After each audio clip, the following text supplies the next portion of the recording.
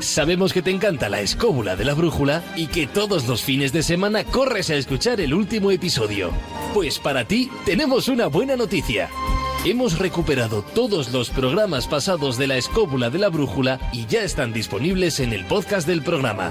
Los programas antiguos, los que se perdieron, los que nunca has oído, están ya disponibles en la web y aplicaciones móviles de radio4g.com e iVoox. Escucha todos los capítulos de la escóbula de la brújula en nuestros podcasts. ¡Que lo disfrutes! Participa con nosotros a través de nuestro WhatsApp 636-689-184. La escóbula de la brújula. Dirige Jesús Callejo. Presenta David Sentinella.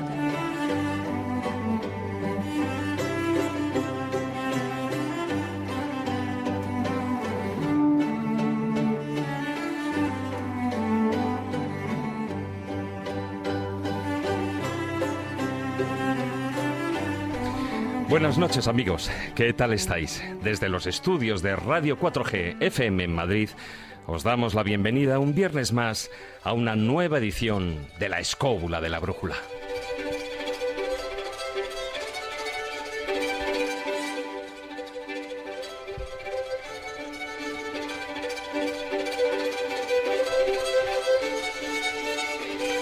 Dicen que el mundo que no alcanzamos a percibir con nuestros 5 sentidos es mucho más amplio que nuestra realidad, pero que de vez en cuando accedemos a él, viviendo experiencias insólitas.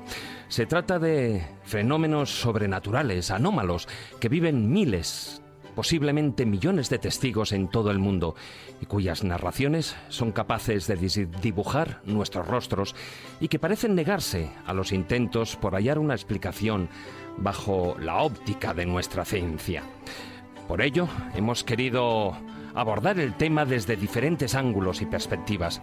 Contaremos con la presencia en el estudio de Paloma Navarrete, quien además de farmacéutica y psicóloga es una conocida sensitiva y autora, entre otros libros, de Otras fronteras, otras realidades, que nos acompañará a lo largo del programa para conocer sus experiencias y visiones en la frontera del más allá.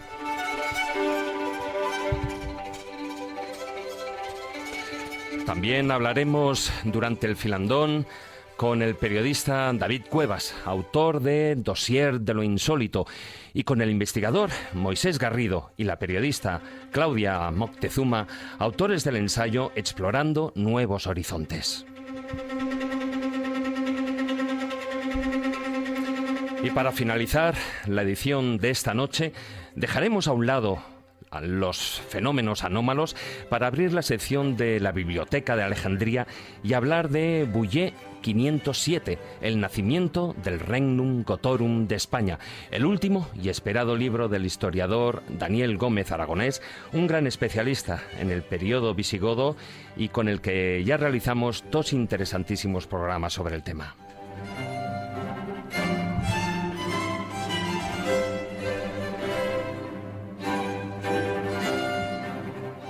Antes de entrar en materia a fondo, recordad que podéis mandar vuestros comentarios o preguntas durante el programa al WhatsApp de Radio 4G 636-689-184. Os lo repito, 636-689-184. No olvidéis poner vuestro nombre en el mensaje. O si preferís, también podéis mandarnos esos mensajes o comentarios a través de Twitter a nuestro perfil @escobuleros. O bien, dejar esos comentarios en Facebook en nuestra página oficial La Escóbula de la Brújula.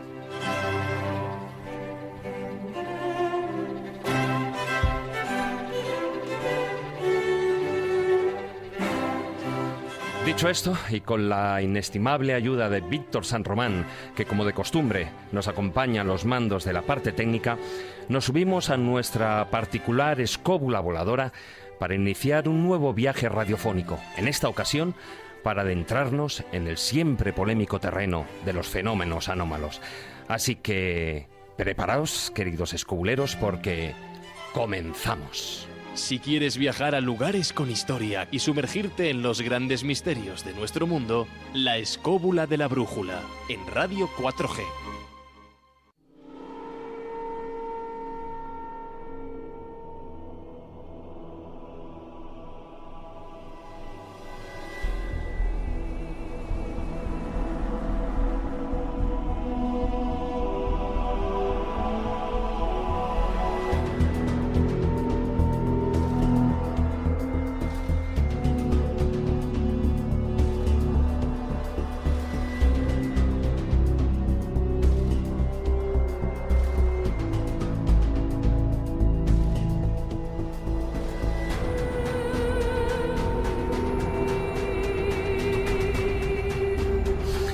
Buenas noches, maestro Juan Ignacio Cuesta. Hola, muy buenas noches, David.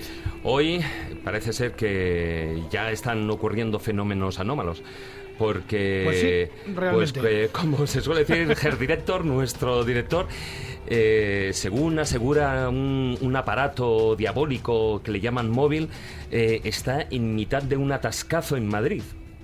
Bueno, sí, no me ha especificado exactamente dónde, pero sí, parece ser que andaba por ahí metido en uno de esos pequeños cuellos de botella que se forman de vez en cuando. Vaya usted a saber si en la 40, en la 30 o en la avenida Sunsucorda, porque aquí cualquier cosa, ¿no?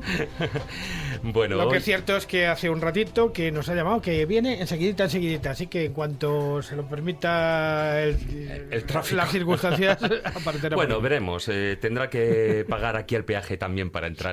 Bueno, esta bueno. noche abarcamos el tema de los fenómenos anómalos y, como decía, lo vamos a abarcar desde diferentes ópticas, desde diferentes perspectivas, porque yo creo que todo este tipo de temas hay que hacerlo así, hay que abarcar desde la experiencia personal, desde la investigación de campo y también la investigación científica. Hombre, hay una cosa que rápidamente salta a la vista y es la existencia. Existen fenómenos anómalos.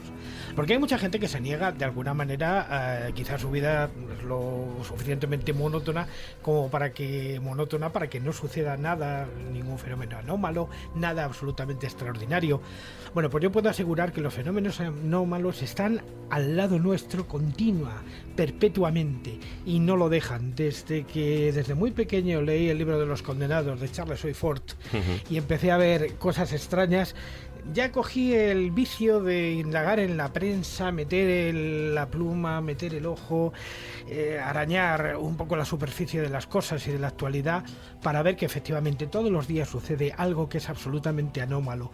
Desde cosas que distorsionan, digamos, la física euclidiana, que distorsionan el, digamos, apacible discurrir de la naturaleza, hasta cosas que tienen mucho que ver con nosotros mismos, porque si hay algo verdaderamente anómalo en este mundo es el comportamiento de algunos seres humanos que, especialmente, efectivamente, que realmente somos impredecibles en muchas cosas. Lo estamos viendo, por ejemplo, en esta semana en concreto, estamos viendo pues que lo que tendría que ser una competición internacional donde todo el mundo se divirtiera y estas cosas se transforman de alguna manera. Estamos hablando del tema deportivo, por supuesto. Del tema deportivo, en el que no quiero entrar, pero sí quiero analizar un poco antropológicamente el que se haya convertido este tipo de acontecimientos en un caballo de batalla donde hay como facciones que tienen obligatoriamente y sin otra manera que darse de guantazos cada vez que llega algo así. Y nadie se explica exactamente, no sé, desde qué punto de vista podemos explicar esa pulsión que tiene el ser humano por atizarse, por ser infeliz. O sea, es curioso, de verdad. Bueno, eso, los antropólogos llevan décadas investigando y estudiando todos estos fenómenos verdaderamente anómalos.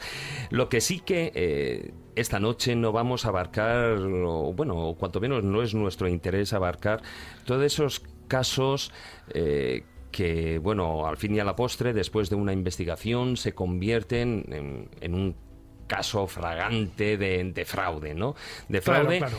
que por llamar la atención, por salir en los medios de comunicación, etcétera, etcétera. Aquí igual en España eso no se entienda tanto, lo de salir en los medios de comunicación, pero en países, por ejemplo, en el mundo anglosajón, cuanto menos, sobre todo en Estados Unidos, el hecho de salir en medios de comunicación, el hecho de, cuanto menos contar esa experiencia o pseudo experiencia por ser inventada en un libro o en el resto de medios de comunicación, en revistas, etcétera, supone un pastón para su bolsillo. Aquí en España, como mucho más que un pastón, pues puede suponer el que te miren por la calle, te señalen y a tus hijos, cuanto menos, les digan en el colegio, mira, este es el hijo del pirao. Es que en España hay un fenómeno que sucede, y es el fenómeno del desprestigio social asociado precisamente al querer contar un poco tus experiencias. O sea, cada vez que alguien cuenta una experiencia que no es compartible por los demás desde el punto de vista de lo estrictamente racional o de lo estrictamente lógico, ya se convierte de alguna manera en una especie de apestado. Una especie de apestado que le sucede cosas que no le pasan a nadie, y que en el fondo lo que es un cuentacuentos. O sea, es lo que se llama, de alguna manera, un abuelo cebolleta, de alguna manera, de su propia experiencia. Pero lo que sí que es cierto es que dentro del mundo de lo insólito hay dos tipos de personas. Una, las que se les dice no lo cuentes, que te la vas a jugar, y no lo cuentan, pero otros que no pueden vivir sin hacerlo. Entonces siempre es conveniente en esos casos, y esto es un llamamiento lógicamente, a hacerlo con las personas adecuadas. O sea, ¿quiénes son las personas adecuadas? Las que te pueden comprender, las que ya han conocido la casuística suficiente como para saber exactamente que no te están contando una milonga. ¿Por qué? Porque pongamos que en el 99% de los casos que uno se encuentra alrededor de su vida y que pueden ser clasificados como fenómenos insólitos, en ese 99% de casos, al final, más tarde o más temprano, con los avances de la ciencia o retomando las cuestiones o aplicando otro tipo de racionalidad, vamos a encontrar una explicación. Pero existe ese puntito, ese 1%, aunque solo sea un 1%, no tenemos un porcentaje exacto, que no tiene explicación de ninguna clase. Yo creo hay forma de encontrar por qué ha sucedido eso. Yo creo de todas maneras que incluso casi por encima de toda esa investigación que puede conllevar y estudio, el intentar comprender esos fenómenos insólitos, anómalos, paranormales, etcétera, yo creo que en gran medida hay una cosa que prima más, y es el individuo, la persona que lo experimenta, la persona que lo ve, porque hay que decir, que dentro del ámbito de los fenómenos anómalos, pues pueden ser, por una parte, todas esas experiencias más o menos trascendentales, pero también luego son esas experiencias que una persona, un investigador, un paseante se puede encontrar en un edificio abandonado, en su propia casa, paseando por en medio de la calle. O sea, da igual que sea el tema ovni, que sean, como quien dice, hasta experiencias cercanas a la muerte, ¿no? Porque no dejan de ser fenómenos que se salen de nuestra realidad, de lo que nosotros, de lo que cuanto menos nos han enseñado dentro de esas ejes cartesianos, ¿no? De lo que es real y de lo que no es real. Cuando uno empieza a bucear en este mundillo, y como yo suelo decir, pues quien frega platos, alguno acaba rompiendo, ¿no? Pues quien persigue el fenómeno, quien lo investiga, quien va buscando tras esas personas que han tenido las experiencias, tarde o temprano se acaba encontrando él mismo con esas experiencias. Pero fíjate, David, que hay cosa más curiosa. Quizá los tres grandes padres no los tres, sino tres grandes padres de la ciencia moderna, que han sido Newton, Lavoisier y Pascal, ambos tres son, digamos, el sustento de la racionalidad de la ciencia. Bueno, pues ambos tres tuvieron experiencias anómalas y las reflejaron en sus libros. Muy poca gente sabe que el gran científico, el padre de la ciencia moderna, Isaac Newton, escribió más sobre alquimia que sobre cualquier otra cosa. Eso lo sabe muy poca gente. O las experiencias que tuvo el mismo Lavoisier, o que tuvo Pascal, el padre de la lógica profunda. O sea, y eso sucedió. Y eran personas profundamente creyentes en lo suyo, en su forma de entender la vida y en su propia sensibilidad. O sea, quiero decir que cualquiera es susceptible en un momento dado de ver algo de observar algo, de experimentar algo que no es el común. Mientras estabas hablando, yo veía a nuestra invitada asintiendo con la cabeza. Como apuntaba antes, esta noche nos acompaña en el estudio Paloma Navarrete. Hola, muy buenas noches. Bienvenida a la Escóbula de la Brújula. Buenas noches, estoy encantada de estar aquí. Yo también he traído mi escóbula, no os creáis, porque soy una brújula. Bueno, además de ser farmacéutica y psicóloga, Paloma, tú eres especialmente conocida por... Bueno, luego lo trataremos de definir si es posible, ¿no? Esas capacidades sensitivas y mediúmnicas que ya desde joven, pues bueno, te llevaron a interesarte no solo por esas disciplinas más ortodoxas, sino por otras mucho más heterodoxas, siendo, por ejemplo, una especialista en todo lo relacionado con la tradición y el conocimiento hermético del tarot, ¿no? Del cual, bueno, pues llevas años impartiendo clases.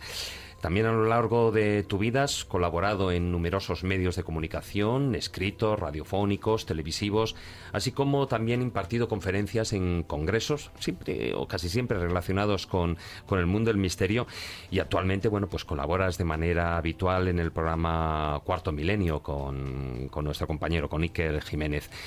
Y también fruto de todas esas vivencias que has ido acumulando a lo largo de tu vida son los libros Experiencias en la Frontera y Otras Fronteras, Otras Realidades, publicados por Cúpula y por Luciérnaga respectivamente, aunque ambas pertenecen al grupo Planeta, y libros en los que de una manera autobiográfica hablas del camino que has seguido en ese terreno del conocimiento, de esa búsqueda, de esa curiosidad y por supuesto, de todas tus experiencias sensitivas, ¿no? Me gustaría empezar, al hilo también de lo dicho, de cómo definirías esas capacidades especiales que tienes. A ver, las capacidades especiales que tengo yo las tenemos todos, en mayor o menor medida. Son unas capacidades de intuición, de percepción, que sobre todo en los niños se ven clarísimas, y además ellos las ejercen porque todavía no hemos actuado sobre su educación lo suficiente para empezar a frenar en beneficio del racionalismo puro y duro, y todos tenemos una base ahí. Yo lo que pasa que desde pequeña pues las he tenido muy despiertas. He visto fantasmas, entre comillas, desde que era muy pequeña, pero no eran fantasmas, era mi bisabuela Blanca que venía a verme por la noche. Yo no la conocí porque estaba ya en otra dimensión, pero yo la veía muy real y me encantaba. Nunca he tenido miedo en ese sentido, nunca en casa me han coartado esa capacidad porque pensaban que tenía una imaginación espléndida y que me alimentaba todo, lo cual me vino muy bien, porque no dieron importancia al tema, ¿no? Y bueno, y luego las he desarrollado. O sea, que es que, claro, a mí me preguntan muchas veces, ¿una bruja nace o se hace? Claro, no. ahí la cuestión. Una bruja nace y se hace. O sea, estamos hablando de que son dones innatos y también desarrollados, evidentemente, ¿no? Que hay que desarrollar, hay que canalizar, hay que ordenar, porque si no eso es un caos y te puede llevar a un desajuste personal y a que te vueles. Vamos, aquí hay que estar anclados a tierra, que estamos aquí, y no desconectar del anclaje. Y luego ya desarrollar y ordenar esas capacidades para que ya sean productivas, en el sentido de que te puedan hacer vivir experiencias importantes, pero de una manera, yo siempre digo, ordenada, o sea, de una manera que no perturben tu vida, y de una manera que tú sepas muy bien que eso que estás viviendo es real, no te lo imaginas, no es inventado y responde a... Ya, lo que ocurre, Paloma, es que dices, bueno, eso es real, y que cuando, por ejemplo, a una familia, a un matrimonio, les viene un hijo y les dice, mira, mamá, papá, yo veo esto, ¿qué elementos tienen los padres como para juzgar si eso que está narrando el niño es real o es producto de su propia mente o de su propia fantasía? En la mayoría de las veces pueden tener elementos para determinar que es real, porque el niño dice, ha venido a verme el abuelito. Y entonces el abuelito, pues claro, cuando el niño nació ya no estaba el abuelito aquí. Y el niño pues cuenta que el abuelito se llama fulanito, a lo mejor sus padres se lo han contado, pero que es así, y que le ha dicho no sé qué, y que es encantador, y entonces hay muchos datos que dice el niño que son comprobables y que no tiene por qué saber el niño. Pues eso ya te da algo para saber. La única manera, digo, porque estoy haciendo evidentemente también de abogado del diablo, ¿no? Sí, Pues sí. bueno, el niño puede haber visto una fotografía, el álbum familiar, es normal tener la fotografía del padre o del madre, de los abuelos que hayan fallecido, ¿no? Pero entonces lo que habría que hacer sería buscar esos recursos por parte de los padres antes de alarmarse y pensar nuestro hijo está loco. ¿Tú crees que habría que buscar por otras vías? Primero, lo que hay que hacer en esos casos es no meterles miedo. O sea, no hay miedo. Tomarlo como algo natural del niño y hablar de ello como normal. Pues ha venido hoy el abuelito a verte. No, hoy, mira, es que hoy ha venido aquí, pues mira, una señora que dice que se llama fulanita, o una niña, o un niño, que me cuentan, que dicen, bueno, tomarlo como algo normal, no ni desorbitarlo, ni preocuparse mayormente, y preguntar solamente, y luego ir comprobando que lo que dice el niño pues es algo comprobable, efectivamente. Y al niño, a ver, a los niños eso lo tienen como algo normal si no les metes miedo, sobre todo no se lo frenas. Luego llegará un momento en el que el niño normalmente deja de verlos, deja de tener tan aguda esa capacidad, porque ya tiene unos estímulos aquí mucho mayores, en el cole, los amigos, y ya está, y eso se puede dormir. Puede que se duerma para siempre, pero puede que reviva cuando esa persona sea mayor y que entonces empiece a tener esas percepciones que tenía de pequeño. ¿En tu caso hubo algún detonante que hizo despertar? A ver, en mi caso, el detonante, cuando era pequeña no había detonante. O sea, yo veía cosas de eso, mi visitante, que sobre todo era mi bisabuela, y tíos, abuelos, familia, cosas de familia, o bien que yo veía cosas que iban a pasar. En el colegio, como la cosa más normal. Pues va, a fulanita, se va a pegar un tortazo en el recreo, se va por el patio. Ahí estaríamos hablando de las premoniciones y precisamente claro. A través del WhatsApp nos está preguntando Aránzazu sobre, bueno, que ella dice que tiene premoniciones, porque algunas se han cumplido, ¿no? Y si eso es algo bueno, es decir, si ese don especial es positivo o cuanto menos o puede comportar algo negativo. No es negativo de ninguna manera y es positivo dentro de un orden. Tú puedes saber cosas que van a pasar, pero no puedes impedir que pasen. Claro. Las ves. Porque una de mis preocupaciones cuando me pasaba esto es que, a ver, yo he podido inducir a que se produzca, yo lo he producido yo. Soy malísima.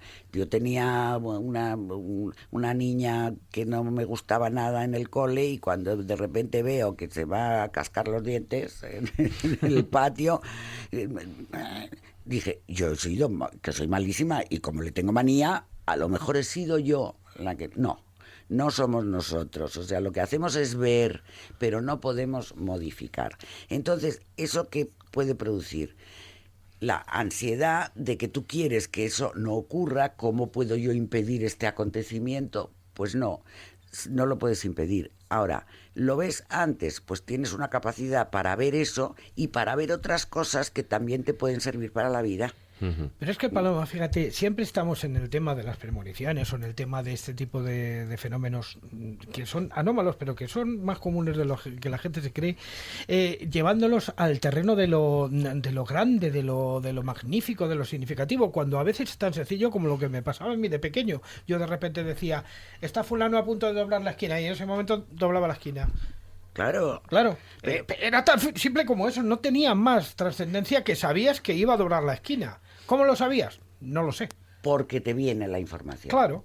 Porque son paquetes de información que te llegan así como a la frente, ¡pua! Y lo sabes. ¿Por qué lo sabes? Porque lo sé.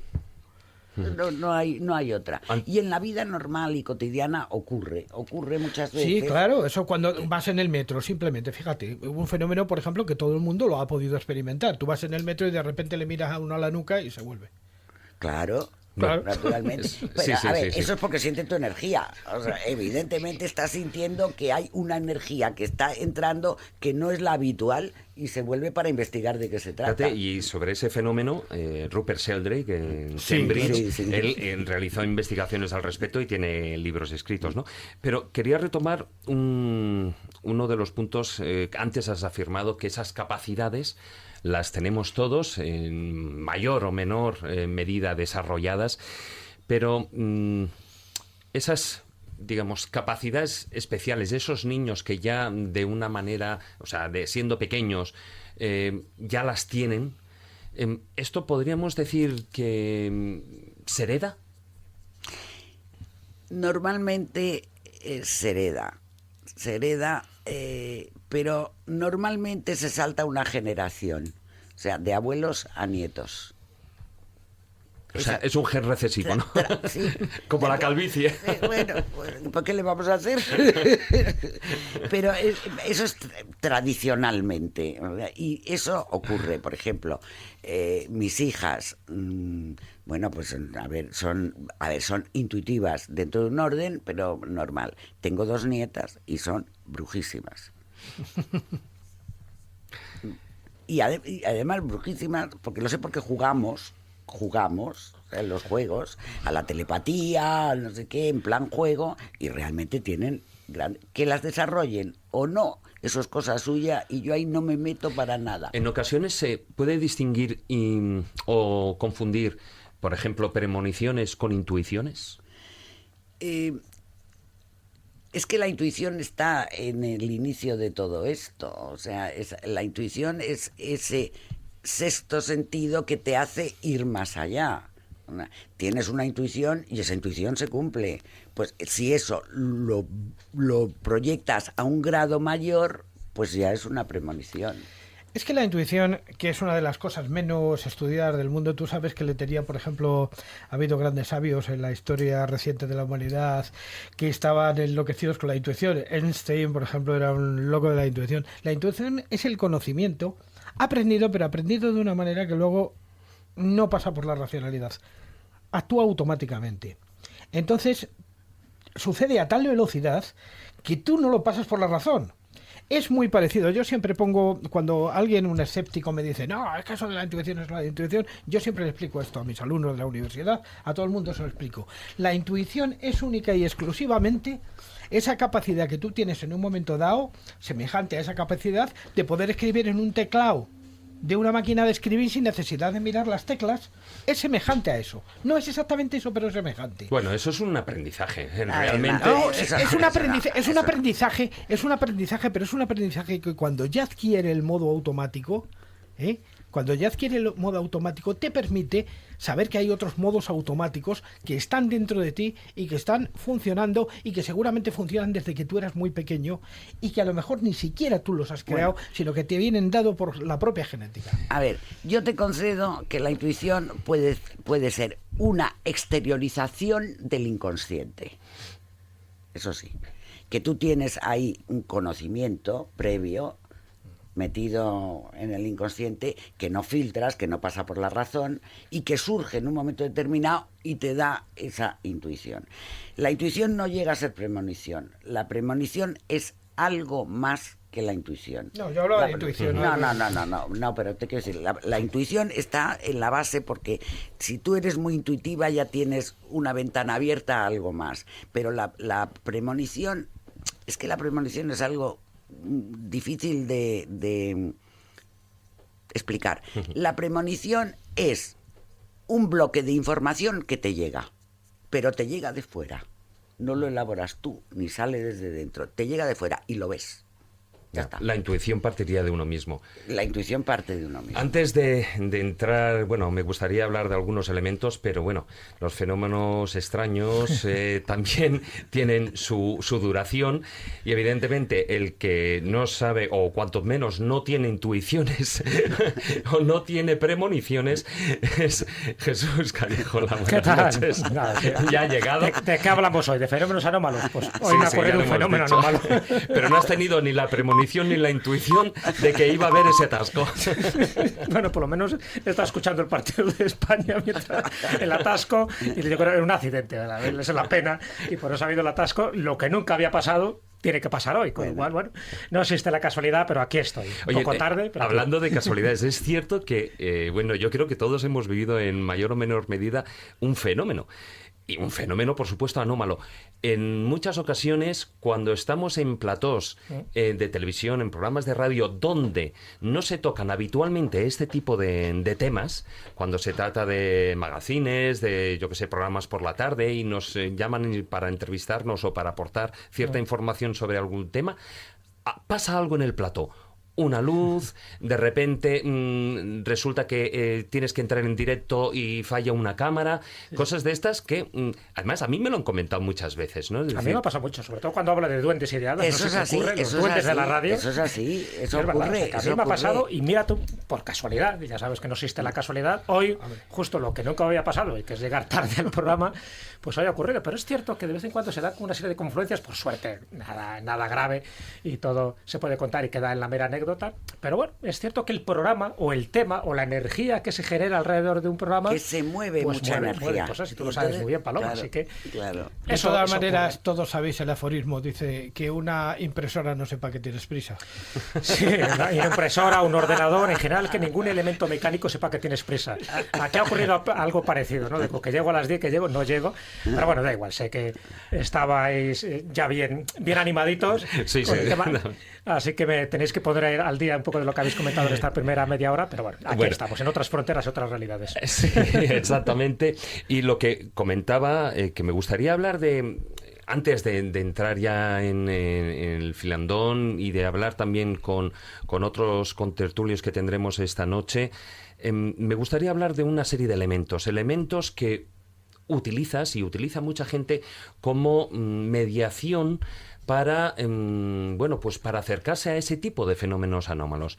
Se habla, bueno, las bolas de cristal, etcétera, etcétera, pero uno que a mí me llama, un tema que a mí me llama poderosamente la atención y que, bueno, yo creo que es fuente de numerosos fenómenos anómalos, son los espejos. Recuerdo, además, me gustaría recordar en este momento un libro, La magia del espejo, escrito por Javier Navarrete, tu hermano, una bellísima persona que hace, bueno, poco tiempo, un mes apenas, algo así, que decidió Cambiar de realidad, marcharse, seguir el camino, etcétera, etcétera. Un excelente libro en el que él abarcaba todo el trabajo de estudio e investigación acerca de los espejos. Pero, ¿qué son para ti? Los espejos son puertas. Son puertas entre dimensiones diferentes. Y esas puertas hacen que esas dimensiones distintas entren en contacto. O sea, hablando así coloquialmente, hace que se cuelen personas de otra dimensión en esta y yo las pueda ver. A través del espejo, pues yo he visto muchas cosas. El espejo, tengo que decir que yo, en este sentido, me gustan mucho los espejos de otra manera, pero que en este sentido de conexión con otras realidades, yo le tengo una cierta manía porque mi chamán, yo aprendí con un chamán en Guatemala, mi chamán me tuvo horas delante de un espejo porque yo tenía que borrar mi imagen del espejo para ver algo más. Y mi imagen del espejo no se borraba, pero ni queriendo. Bueno, algo parecido es lo que se hace con la meditación. Lo mismo, pero aquí con espejo. Pues no se borraba, no había manera. Se transformaba, la odiaba, llegué a odiarla, pero no se borraba. Hasta que un buen día se borró y empecé a ver algo que estaba sucediendo fuera, que yo no tenía ni idea. Detrás del espejo, ¿no? Como detrás del en espejo. la novela de Alicia. De Alicia, claro. Entonces llegué, traspasé el espejo y llegué a ver no una dimensión del otro lado, sino sencillamente algo sucediendo en ese momento lejos de donde yo estaba. Ahí, pues bueno, claro. Después de eso, pues ya empecé a utilizar el espejo, pero descubrí que la bola de cristal era mucho más fácil. Y más manejable. Más manejable, exactamente. Y que no tenía que borrar mi imagen de ningún sitio, porque no estaba en la bola. Y entonces sustituí el espejo por la bola de cristal. ¿Son necesarios esos elementos? Para mí, mi bola es fundamental porque primero consigue que me concentre, consigue que cambie mi estado mental, que entre en un estado alterado de conciencia y que pueda comunicarme ya con otras dimensiones. Y porque además actúa como una especie de frontera entre mi visitante, en el caso de que yo tenga un visitante, y yo. Porque no soy una medium de incorporación. Yo no dejo que nadie me invada. Que nadie te posea. Que nadie me posea, ni que... Eres tú muy tuya, como para que te posean. Para mis cosas. Haces muy bien. Y entonces, muy bien, pues yo me comunico, hablo con mi visitante, me contesta, le pregunto, nos llevamos bien o menos bien, pero desde luego... Ahí. Hasta ahí. Y que corra al aire. Sí, señor. Fíjate, es muy interesante eso que ha dicho Paloma, porque los espejos de forma tradicional, ¿no? En todas las culturas siempre una superficie reflectante, que puede ser un espejo. El espejo antes era muy caro y por eso lo de la maldición de que le rompe un espejo. Claro. No solo por lo que costaba, porque en fin, había mercurio de plata y cosas de estas para hacerla, sino porque también rompías una puerta con el más allá. Y de ahí un poco la maldición para que se tuviera mucho cuidado con ese objeto mágico. De bien, los 7 años también. Sí, claro, luego se añade, pero la superstición es más que nada como para preservar que algo valioso, a los dos niveles, valioso material, pero también valioso sobrenatural, se tuviera muy en cuenta, porque las superficies reflectantes, y estoy hablando, por ejemplo, también de la superficie del agua, no hace falta que sea tampoco una bola de cristal, no hace falta que sea un espejo, pero eso es que sirve de medio, es decir, de conexión para que tu cerebro entre en ese estado alterado de conciencia y automáticamente empieces a ver personas como tú, que tenéis el don para ver, porque yo, aunque me quede 2 horas viendo el espejo, me parece que no voy a ver más que mi silueta. Pero es cierto, ¿no? Porque yo lo he visto en todas las culturas, en todas las tradiciones, que siempre el espejo es el detonante. Sí, lo es una puerta. O sea, pero sobre todo es eso, es la labor del espejo o de la bola de aquietar la mente, ponerte en un estado neutral, eliminar los pensamientos. Entonces hay como un clic y entras ya en una manera de percibir diferente. Eso lo hace el espejo, lo hace la bola. Y entonces ahí ya abres esa puerta. Claro. Que es una puerta. Pero con filtros, porque si abres una puerta te puede entrar cualquier cosa. Bien. Pero sí me imagino que tendrás esos filtros para que sean entidades de luz. Yo tengo esos filtros, entre otras cosas, es una teoría personal, pero yo opino que con lo que te puedes comunicar está en sintonía con la vibración de tu energía. Claro. Si tú tienes una energía que vibra una determinada longitud de onda, etcétera, pues te comunicarás con entidades que vibran más o menos, y no te podrás comunicar con entidades que estén en un nivel de energía mucho más denso o mucho más sutil. Por lo tanto, yo no he tenido nunca ningún problema con esas entidades oscuras, nunca se me ha colado ninguna.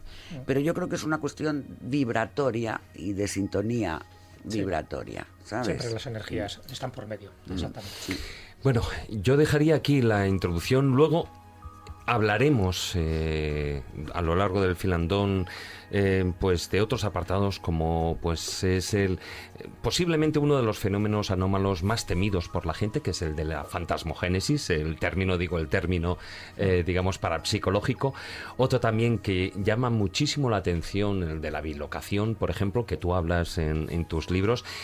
Pero ahora vamos a dar paso a lo que es la sintonía, esa careta de sección del filandón, y hablar también con otro invitado.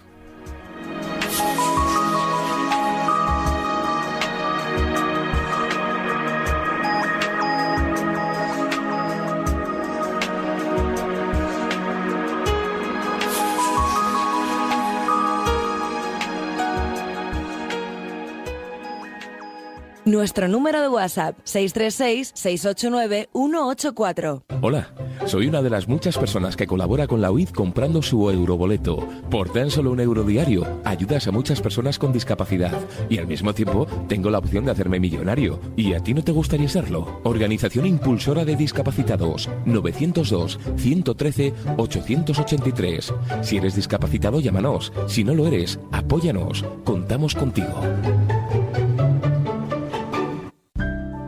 La escóbula de la brújula. Dirige Jesús Callejo. Presenta David Sentinella.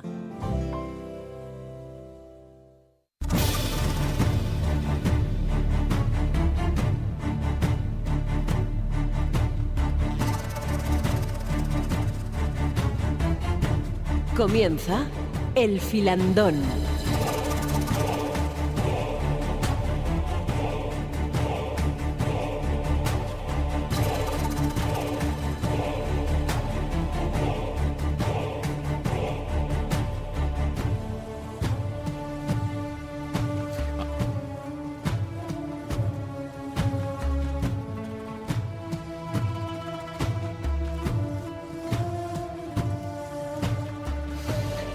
Bueno, y si hemos empezado este programa dedicado a los fenómenos anómalos, hablando de precisamente una persona que ha tenido innumerables experiencias sobre, bueno, muchos de ellos, que los ha vivido, que, digamos, está en constante contacto con esas otras realidades. Me gustaría abarcar ahora, en principio, con nuestro próximo invitado, ese segundo punto, ¿no? Ese punto más que abarca lo que es el testimonio de innumerables individuos que han vivido esa fenomenología anómala, esa fenomenología paranormal, y que, bueno, y que en muchos casos ni mucho menos se lo han tomado tan bien como se lo puede tomar Paloma. Estoy hablando de David Cuevas. Hola, muy buenas noches, David. Hola, buenas noches, Hola. Tocayo, buenas noches, Hola, compañero de la escóbula, ¿qué tal? Bienvenido al programa. Bien hallado. Bueno, David Cuevas es periodista, dirigiste los programas de radio Dimensión Límite y La Sombra del Espejo, eres miembro del equipo de Espacio en Blanco, el programa de Miguel en Radio Nacional de España, y también de Nit de Misteris en Radio Marca Barcelona. Eres colaborador, además, de varios medios escritos de comunicación como Enigmas, Año Cero o el periódico, bueno, el semanario El Caso, y acabas de publicar tu primer ensayo bajo el título Dossier de lo Insólito, publicado por Ediciones Luciérnaga del Grupo Planeta.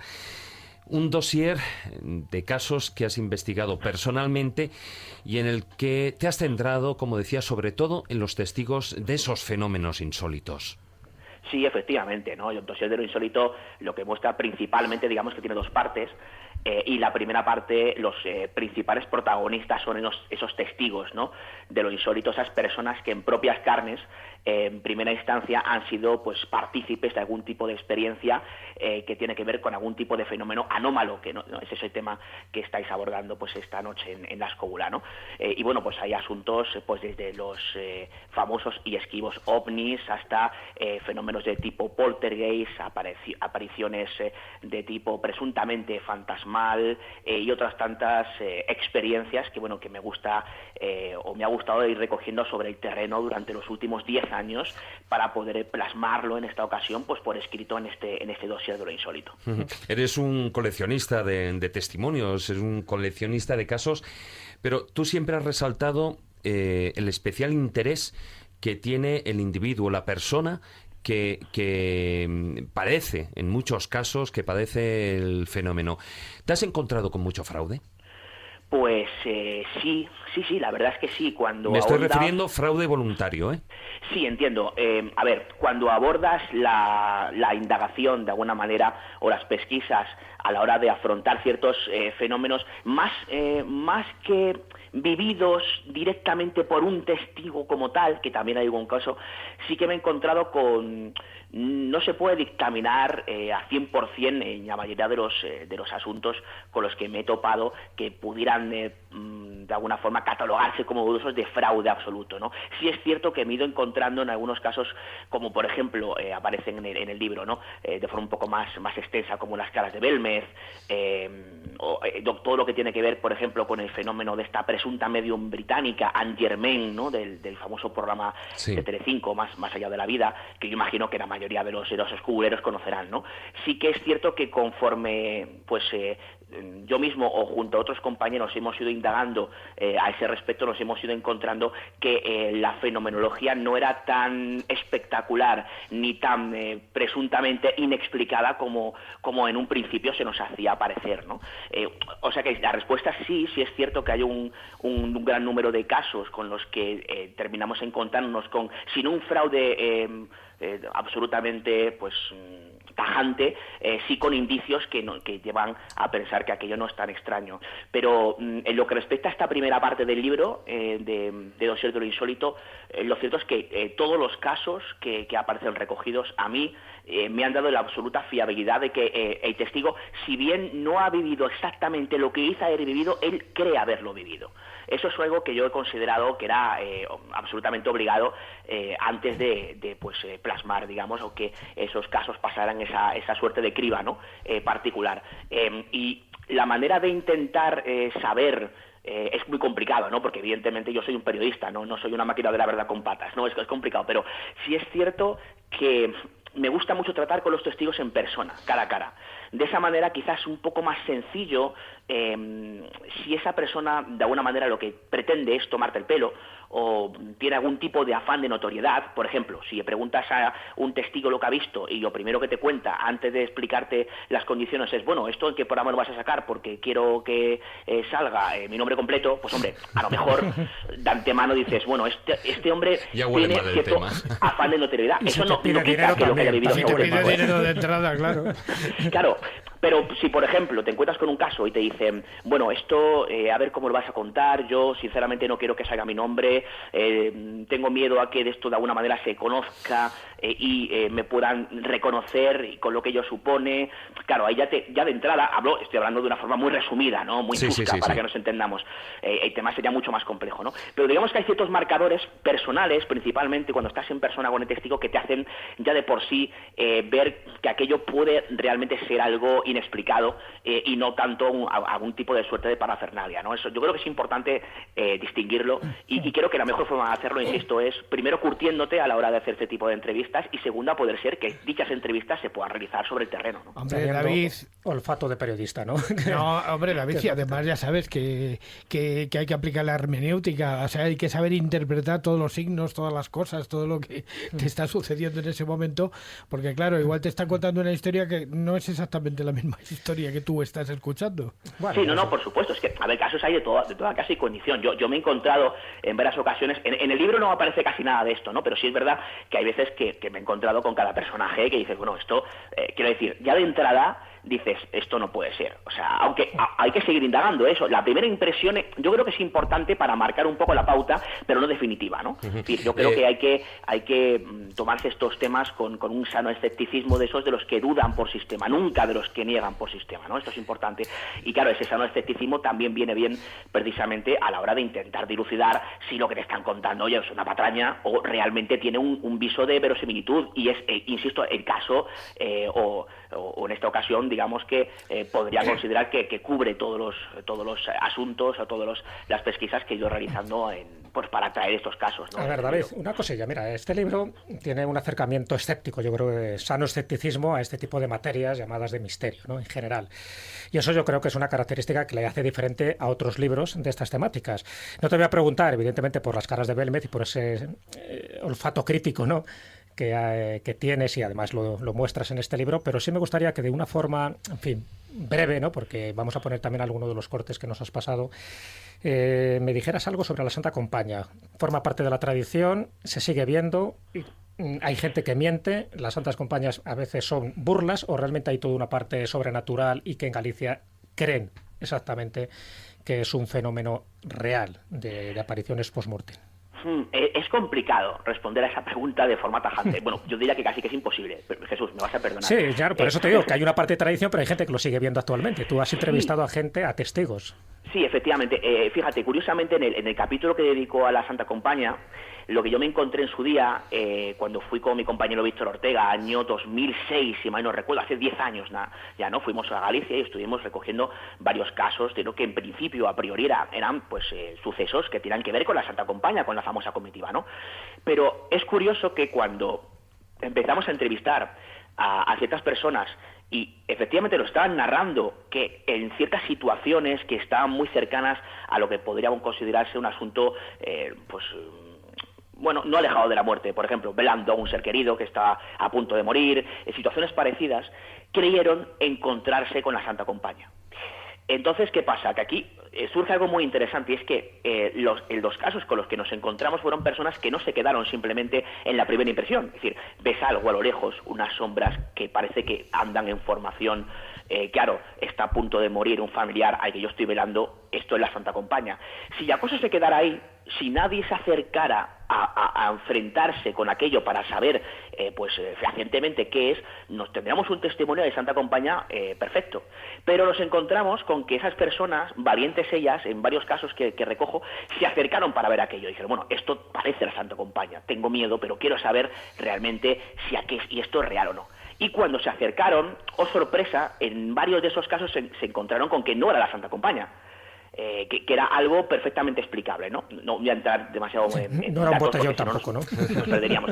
Pero sí es muy curiosa esa perspectiva. Y lo que yo de alguna forma bandero en ese capítulo es que por otros compañeros tengo conocimiento de que hay auténticos avistamientos e incluso cercanos de la Santa Compañía que no tienen a día de hoy una explicación, pero en lo que respecta a mi experiencia yo tengo que ser honesto y contar que cuando yo me acerqué a ese fenómeno encontré casos que presuntamente tenían que ver con la Santa Compañía, pero que cuando se acercaron pues no era la Santa Compañía, ¿no? Y de alguna forma lo que planteo es la posibilidad de que quizá en algunos de estos casos, evidentemente no la totalidad de los mismos, ni mucho menos, ¿no? Pero sí que en algunos esa perspectiva que habría que planteársela. Si alguien quiere ver de lejos la Santa Compañía pero no se acerca, quizás que sea la Santa Compañía, pero ¿y si no lo es, no? Ahí queda un poco la duda. Nosotros nos encontramos con casos que se acercaron y en este caso concreto no tuvimos la suerte de que lo sean, pero tenemos previsto volver a Galicia e intentar recopilar auténticos casos de Santa Compañía. Tengo unas ganas tremendas, ¿eh? David, a ver, me gustaría, para que nos diera tiempo a cuanto menos a escuchar un par de esos cortes que nos has pasado dentro de esos testigos de lo increíble, es hablar de uno de ellos, que es el caso que ahora vamos a escuchar. Y recuerdo decir nombres, y no lo voy a decir porque la gente lo conoce aquí del Adri, y al día siguiente había mujeres que salían con cardenales en los ojos. ¿Qué te parece, hijo? Será coincidencia, ¿no? Se comentaba que eran las brujas que entraban ahí.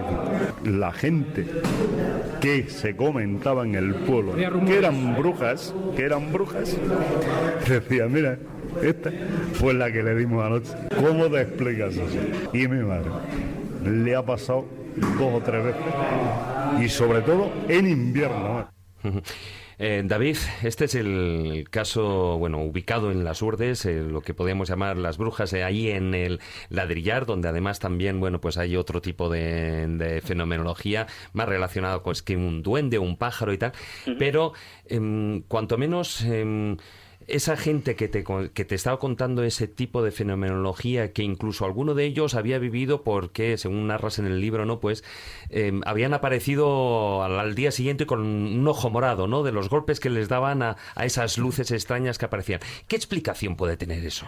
Bueno, a mí esto me parece un asunto fascinante. Esto corresponde al tercer viaje que yo realizo de los 4 que he hecho a esa comarca del misterio. Yo creo que por antonomasia, como es Las Hurdes, ¿no? En norte de Cáceres, fui con mi compañero Miquel Navarro y nos encontramos buscando el duende en Ladrillar, porque claro, cuando vas a Ladrillar de entrada vas a preguntar por ese famoso duende de Ladrillar, hombre. Efectivamente, presunto ser humanoide que luego resultó ser, por varios testimonios que obtuvimos, no en primera persona, porque aquello acontecía a primeros del siglo XX, pero sí de los hijos.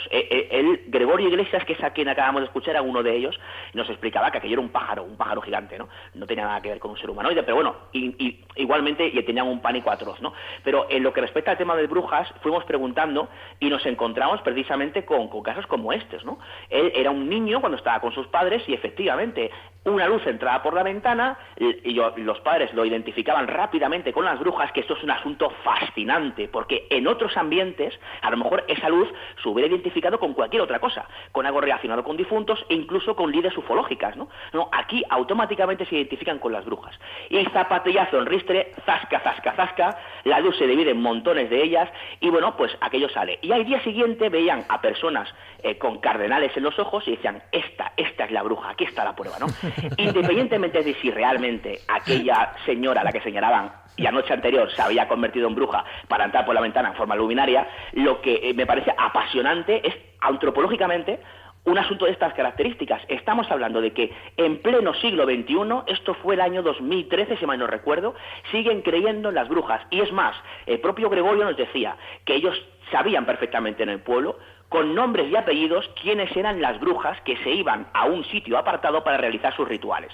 Y que incluso él, cuando iba al pueblo, que casualmente él residía en Madrid, pero bueno, los fines de semana pues iba al pueblo, ¿no? Cuando volvía a Madrid, volvía con un ozuelo en el ojo, y eso él lo identificaba que pasaba cerca de una de las casas de esas brujas, porque decía que tenía algún tipo de contacto cuando pasaba cerca del jardín o lo que fuera. Decía, no, es que yo ozuelo esto, yo lo explico, tiene la explicación para mí de un asunto relacionado directamente con la bruja del pueblo. A mí, pleno siglo XXI, esto me parece fascinante. Vamos con otro corte, David, de esos que nos has pasado, y nos vamos a Navalmoral. Mira, yo salía todos los días de mi casa, iba a Toledo a por cerámicos de estos, ladrillos. Y todas las mañanas me iba a las 4 para estar allí a las 6 o las 7, y allí te cargaban y te venías. Entonces salía de aquí de mi casa, de Marchegá, pasaba por Palomero, llegaba al cruce de Palomero y ahí me salía todas las mañanas, ¿eh? Y me seguía de ahí, el tío encima puesto de mí como un cerillo, como una cerilla encendida, hasta el cruce de Mueda. Y del cruce de Mueda, si yo tiraba para la carretera del Pantano, pues él tiraba para adelante. Pero un día, de los que pasó, de los que iba, pues se dio la vuelta y me cogió en el mismo cruce ahí del cruce de Mueda, en la recta esa antes de llegar a la dehesa del Guijo. Ahí me cogió. Y de ahí me cogió y cuando me di cuenta estaba en Navalmoral, pero eso todo en media hora o menos. Ese día se dio un minuto y me pegó un resplandor de verdad, ¿eh? Y como si fuera una cosa rara, me cogió y ya no vi nada. Yo no sé si me llevaron o lo que fuera. Lo que sí sé es que salí de aquí, por ejemplo, a las 4 de la mañana y a las 4:30 o así estaba ya en Navalmoral. Y eso esto es imposible. Hemos pasado de esas extrañas luces que aparecían en Las Hurdes relacionadas, o que cuanto menos las colocaban el sello de brujería, pasando, no nos da tiempo a pasar por esas luces populares como la luz del Pardal, pero aquí sí que en ese viaje, nos vamos en ese viaje súper rápido, en lo que es ese fenómeno más relacionado con el fenómeno ovni, evidentemente. Efectivamente, esto ya corresponde a un cuarto viaje que realicé en enero de este 2016 con Lourdes Gómez, y ahí coincidíamos en el pueblo, un pueblo que está, digamos, muy cerquita de las Urdes, pero ya está fuera, se llama Marchagaz, concretamente, muy cerca de Moedas de Granadilla. Ahí hablábamos con José Antonio Blanco Arrojo, y él nos contaba, efectivamente, cómo se había encontrado en varias ocasiones, no solamente en una, con una especie de cerillo volador, y lo identificaba así, él yendo con su camión, él era camionero, y, curiosamente, aquello, uno de los días, de repente elevó el camión.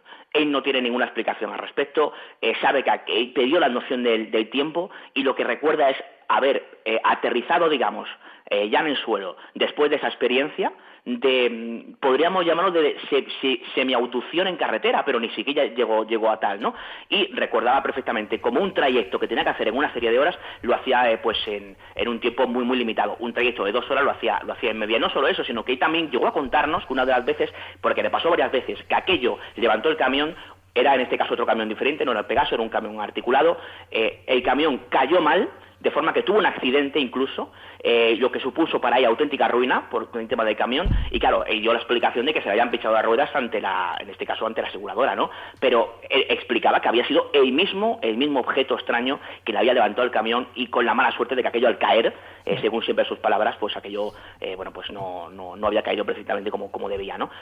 Asunto que a mí me parece también fascinante, súper interesante, acaecido el último caso que os comentaba a finales de los 90, o sea, no es un tema especialmente antiguo, y que, bueno, pues que da fe de que los ovnis, bueno, pues a veces no son ligeras lucecitas que vemos al fondo y que nos parecen curiosas, sino que en ocasiones ponen hasta la vida en peligro de alguno de los testigos, ¿no? Lo interesante de este caso que has comentado es que ese fenómeno ufológico está relacionado con ese salto en el tiempo y en el espacio, con esa especie de teletransporte, un viaje inexplicable, y eso a mí me parece fascinante porque sabes que no solo se da en la casuística ovni, sino que también dentro de las tradiciones, de las leyendas élficas, también hay este tipo de saltos, ¿no? Y muchas veces relacionadas también con luminarias más relacionadas con la naturaleza y no tanto con este tipo de objetos volantes no identificados. Por eso me parece interesante, porque los ovnis es una variante más de esos saltos en el tiempo, de esas teletransportaciones. Sí, algo de lo que daréis buena cuenta Chris Ovek y tú, precisamente en ese libro, ¿no? Viajes inexplicables, que sale unos días, además, ¿no? Está al caer también publicado por Luciérnaga,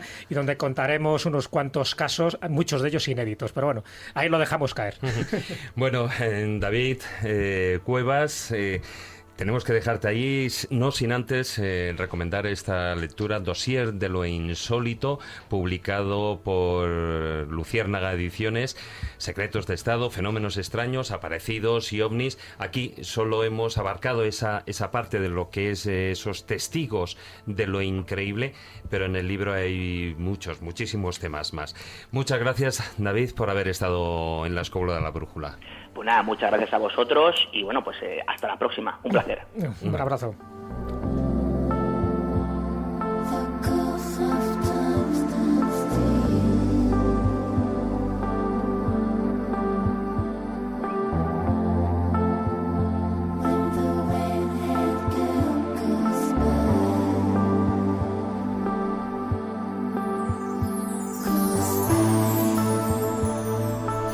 Pasa un minuto de las 11 y, como decía, después de despedir a nuestro invitado telefónico, a David Cuevas, seguimos con Paloma Navarrete aquí en el estudio, y me gustaría retomar esa pregunta que había dejado en el aire, no ese tema, más que una pregunta. ¿Por qué nos dan tanto miedo los fantasmas? Lo que son las apariciones, la fantasmogénesis. A ver, el miedo a los fantasmas está presente desde la más remota antigüedad, porque los fantasmas existen desde la más remota antigüedad, no son producto del presente. Hay tablillas sumerias donde se habla de fantasmas, claro. O sea, que no es de algo de 2000 años, sino de 5000 años. Claro, y Grecia y Roma, sí, por eso. Que está todo muy documentado. O sea que, y el miedo, es sobre todo el miedo al muerto. El miedo al muerto existe, porque hay varios tipos de muertos. No todos están bien muertos. Exactamente, no todos están bien muertos. Y no estamos hablando de los enterrados vivos, ¿eh? No, de los muertos. Entonces, hay muertos que no están a gusto en el otro lado. A ver, siempre todas estas culturas piensan que hay otra vida después, ¿eh? Partimos de ahí. Entonces, el muerto que murió con todas las honras fúnebres bien hechas, con todos los rituales cumplidos y demás, pues se queda tranquilito en su tumba. O sea, un guerrero vikingo que le hacen los honores funerarios, ese se queda bien, tranquilo. Se queda bien y tranquilo. Pero el que ha muerto de una manera que no ha permitido que se le rindan los honores póstumos, pues es un muerto inquieto, un muerto que no está contento donde está, y entonces revive en el otro lado. Y entonces puede actuar sobre los humanos. Y por lo tanto, los vivos tienen mucho miedo a los muertos en general, sobre todo a los mal muertos. Se les llamaban mal muertos. ¿Y puede ocurrir al revés? Que un muerto tenga miedo al vivo. Es decir, que un fantasma de alguna forma no quiera parecerse a un vivo. Claro que ocurre. También. Porque siempre se habla desde este lado. Claro, pero a lo mejor el otro también tiene el mismo miedo. Porque es el nuestro. Claro, pero el otro también no podemos ser fantasmas en otra realidad. Claro. Estoy convencida. Hay una película, ¿no? Que trata esa temática. Claro, la película. Pero vamos a ver, yo una vez le pregunté a uno de mis visitantes, que yo llamo don Federico, un señor muy particular, y le pregunté si me veía y se me conocía. Sí. Y me contestó: claro, te veo y te conozco. Y le dije: ¿quién? Pues entonces, ¿quién soy? Y me contesta: mi abuela Casilda, porque era espiritista. Luego, yo para él soy un fantasma. Su abuela Casilda muerta, que era espiritista, y él la veía desde su realidad como un fantasma. Luego, a la abuela no la tenía miedo, pero podía haber tenido miedo a otra persona de esta realidad que se presenta en la suya. Y de esos fenómenos anómalos que estamos hablando esta noche, además con tu experiencia dilatada, ¿no? Porque este libro pues es una pequeña parte de todo lo que tú has vivido y has investigado. Seguro que dentro de esas fantasmogénesis, con ese contacto más allá, porque hay más temas, también tratas incluso los temas de los templarios y tal, pero ¿cuál sería ese fenómeno anómalo estrella, por decirlo así, ¿no? El que más te impactó y el que de alguna forma te hizo reconsiderar muchos de los conocimientos que tú tenías? A ver, no hay un fenómeno anómalo estrella porque ha habido muchos y porque todos lo son. Todos en su medida, ¿no? Todos lo son en su medida. Sí. O sea, cuando yo tengo una experiencia de este tipo, siempre me sorprende. O sea, a mí lo que me sorprende es tomar conciencia de que es cierto que hay otras dimensiones, hay otras realidades y hay otros universos. Y eso es la gran sorpresa que me llevo cada vez. Y que hay puertas. Y que hay puertas que los comunican. Que los comunican, ¿sabes? O sea, porque ha habido casos estrellas que han salido en los medios, como el Reina Sofía, el Palacio de Linares... el del Baúl del Monje. El del Baúl del Monje. Ese fue espectacular. Ese fue espectacular. O sea, ese estuve yo más tarde, cuando fuisteis vosotras, pero todavía quedaba impregnado en el ambiente algo, ¿no? Estaba yo a ver si había un aporte, pero no hubo ningún aporte. Ese fue espectacular, pero curiosamente ese no tenía conexión mayor con otras realidades. Era de aquí. Claro, era un poltergeist. Exactamente. Tenía conexión con el dueño del anticuario. De todas formas, fíjate, ahí no deja de ser realmente un poltergeist, por supuesto, aunque se utilice ese término antiguo del alemán, el espíritu burlón o tal, que hoy en día, bueno, lo relacionamos mucho más, como estás apuntando tú, con individuos vivos, nada relacionado con el otro plano, pero sí que el fenómeno es real, el fenómeno existe, y ahí se están moviendo cierto tipo de energías, es decir, se están moviendo objetos, están apareciendo aportes, como era el caso del Baúl del Monje, que fue impresionante. A mí me contaba muchísimas cosas precisamente Sol Blanco Soler sobre el tema. Y entonces, ¿esa energía de dónde deriva? ¿De dónde viene? O sea, ¿qué es lo que produce ese tipo de fenómenos anómalos? Porque ahí no estamos hablando de entidades del más allá, sino de aquí. Somos nosotros mismos. ¿Qué tipo de energía puede producir ese fenómeno y que la ciencia todavía no la haya? Porque no hablamos de otras dimensiones, estamos hablando de aquí. De este espacio-tiempo y de estas tres dimensiones que conocemos. Es una energía que nosotros podemos captar y podemos manejar inconscientemente. ¿La energía la tenemos en nuestra mente? Es posible. ¿La captamos de la energía que existe, o sea, vamos a ver, que tenemos una energía que es la del sol, que la podemos absorber en cantidades increíbles. Eso no lo sé, pero que viene de aquí y que pasa a través de la mente de una persona. Fijaros que hay una cosa curiosa. He estado observando últimamente porque muchos compañeros de mi lugar de trabajo habitual pues nos escuchan desde hace muchísimo tiempo, y entonces de vez en cuando vienen y te cuentan sus pequeños testimonios. Entonces me he dado cuenta de una cosa. Después de bastantes testimonios de estos, he elaborado una pequeña teoría sobre el micropoltergeist. O sea, vamos a ver, una cosa es el gran poltergeist, el que nosotros vemos, y otra cosa es el micropoltergeist. Sí, eso es cuando solo se mueve el cepillo de dientes, ¿no? No, pero que suceda a muy pequeña escala y que hay que estar muy atento para poder percibirlo y tal. Y es que ya algunas personas me han venido contando algunos acontecimientos que me hacen pensar que esto es bastante más común de lo que parece. Lo que sucede como los terremotos, que es en tan pequeña escala que prácticamente no lo percibe nadie, o lo percibe solo el que está allí, o en fin, de una manera X y tal. Entonces, a lo mejor resulta que efectivamente esa energía de la que estábamos hablando y que no sabemos exactamente qué entidad tiene, está funcionando continuamente.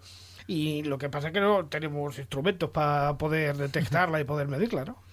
Bueno, hay un dato curioso que ha dicho Paloma, y es que estos poltergeists funcionan porque hay un foco que es un ser vivo, y luego una gran energía que se mueve, ¿no? Esas psicorragias, telequinesis, etcétera. Y tú has dicho la palabra inconsciente. Es decir, si fuera consciente ese manejo de energía, ¿es cuando te conviertes en mago, en hechicero, en chamán? Cuando una persona sabe captar energía de nuestro nivel y de depósitos de energía infinitos que hay en una realidad superior, acumularla y dirigirla hacia un objetivo, ese es un mago. Ahí está, es lo que me imaginaba. La magia es eso.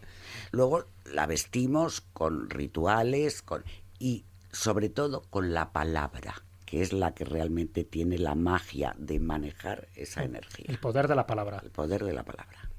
Eso, y de ahí las invocaciones, los rituales, los grimorios que utilizan el ábrete sésamo. El ábrete sésamo, el abracadabra. Pero para que se abra otra realidad. Otra realidad, para abrir otra realidad.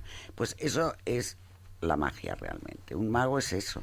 O sea, es coger de arriba, dirigir y soltar a un objetivo. Lo de la primera carta del tarot, el mago. El mago. Que en el fondo es lo que está haciendo. Es todo el tarot, está ahí, el mago. Ni más ni menos, el libro mudo. Paloma, y de esa infinidad de casos que tú te has ido encontrando a lo largo de tu vida, de esas experiencias, desde esos 3 años que tú viviste en Guatemala y en los que cambiaste totalmente la percepción que tenías del mundo con tu maestro chamán, a lo que luego ya cuando llegaste a España y continuaste con tu vida, con ese cambio, con esa revolución, y intentaste adaptarte a esta nueva realidad mezclándolas, de todas esas experiencias que tú has tenido, ¿cuál para ti ha supuesto una mayor fuerza, la más, digamos, la más contundente, la que más huella te ha dejado? A ver, a mí la experiencia que me puso en este camino fue el encuentro con mi chamán en Guatemala, que me encontró él, Cuidado, un chamán encuentra a su discípulo. El discípulo tiene la libertad de aceptar o no. ¿Tú aceptaste? Yo dije sí inmediatamente, porque era una insensata. ¿Y no te has arrepentido? No, nunca. Pero entonces, vamos a ver. La primera experiencia que me abrió los ojos del todo fue la primera vez que mi chamán me llevó a asistir a un indígena que estaba muy enfermo en su ranchito, que vino el hijo a decir que su padre estaba muy mal, y entonces mi chamán agarró su botiquín de primeros auxilios y me dijo, vente conmigo. Y entonces fuimos. Ese hombre estaba moribundo, vamos, yo lo encontré que estaba moribundo, la impresión que me dio, tendido en su hamaca, porque el ranchito era una cabaña con una puerta, otra puerta y una hamaca donde estaba él tendido, y entonces mi chamán empezó a cantar. Sí. A cantar. Los ícaros. A cantar. Tal. Y yo estaba cerca de la puerta, ahí observando mucho, y en un momento determinado veo a ese señor que estaba tumbado en su hamaca, de pie, al lado de la puerta, al lado de una ancianita preciosa de trenzas blancas que tiraba de él para llevárselo. Y él no se quería ir, quería volver. Su mujer estaba llorando encima, quería volver y ella tiraba de él y se fue. Bueno, eso fue lo que me abrió los ojos para convencerme de que eso era real, Claro, porque que existía, que yo tenía que ir por ahí. esa experiencia, además, la narras, no sé si en el primero o el segundo primer libro, porque creo. es una continuación, ¿no? Uno del otro, ¿no? Y lo que pasa es que ese es lo que tú denominabas que fue tu primera visión de un fantasma, Claro. sin darte cuenta de que evidentemente de A ver, pequeña que yo veías había a tu abuela, visto, etcétera, etcétera, pero pero no- sí cuanto menos un fantasma ajeno a ti. Claro, que yo no tenía noción cuando era pequeña de lo que era un fantasma. Y mi abuela era mi abuela, mi bisabuela, yo la llamaba abuela Blanca, mi bisabuela, pero no era ese, fue la noción de que alguien que estaba ahí en cuerpo mortal lo estaba viendo aquí exactamente igual, pero más sutil. Sí. O sea, entonces, claro, Como una bilocación. como una bilocación. Es que esto es un fantasma. Ahí me llevé un sobresalto grande, ¿eh? O sea, tengo que decirlo. Eso fue una epifanía al final, ¿no? O sea, claro, Fíjate que yo exactamente. te voy a contar un caso que no lo he contado nunca, porque además es de una gente que no quería que esto se supiera. Pero Pues este es el momento de contarlo más. fíjate qué curioso que tenía una familia que me llamó porque tenían un pariente intubado, en coma, y entonces resulta que a través del visor de la cámara de fotos se le veía pasear por el pasillo al lado de donde estaba intubado. Yo me quedé absolutamente impresionado por aquello, porque dije, pero bueno, ¿cómo es que la cámara es capaz de captar una cosa así? Y es que luego, claro, si tú observas con la cámara, que la cámara capta cosas que tú no puedes captar, como por ejemplo, si tú utilizas un mando a distancia delante del visor de una cámara, tú ves el brillo, infrarrojo. el infrarrojo. Claro, es que te pones sobre la duda de muchas cosas. Bueno, a ver, yo te daría una explicación de esa visión. El fantasma, o sea, esa persona que estaba andando por el pasillo, era el cuerpo astral Claro. del hombre que Claro, estaba sí, sí. intubado. Y se han hecho muchas fotografías de fantasmas de vivos, es decir, de astrales que andan por ahí. Y muchas veces fantasmas que decimos son fantasmas, no es cierto, son cuerpos astrales que están viajando por su cuenta, sobre todo por la noche, que es cuando el cuerpo astral Sí. se separa y parecen fantasmas. Mira, además eso me das pie un poco para comentarte algo, porque en este libro, Otras fronteras, otras realidades, das mucha importancia sobre todo al viaje onírico, ¿no? A estos viajes astrales. Para ti, ¿qué es el arte de soñar?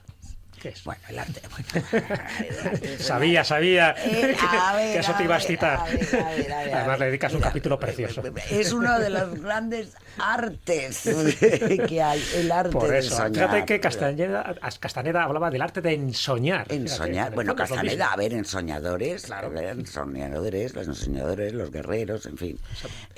Pues Para ti. para mí,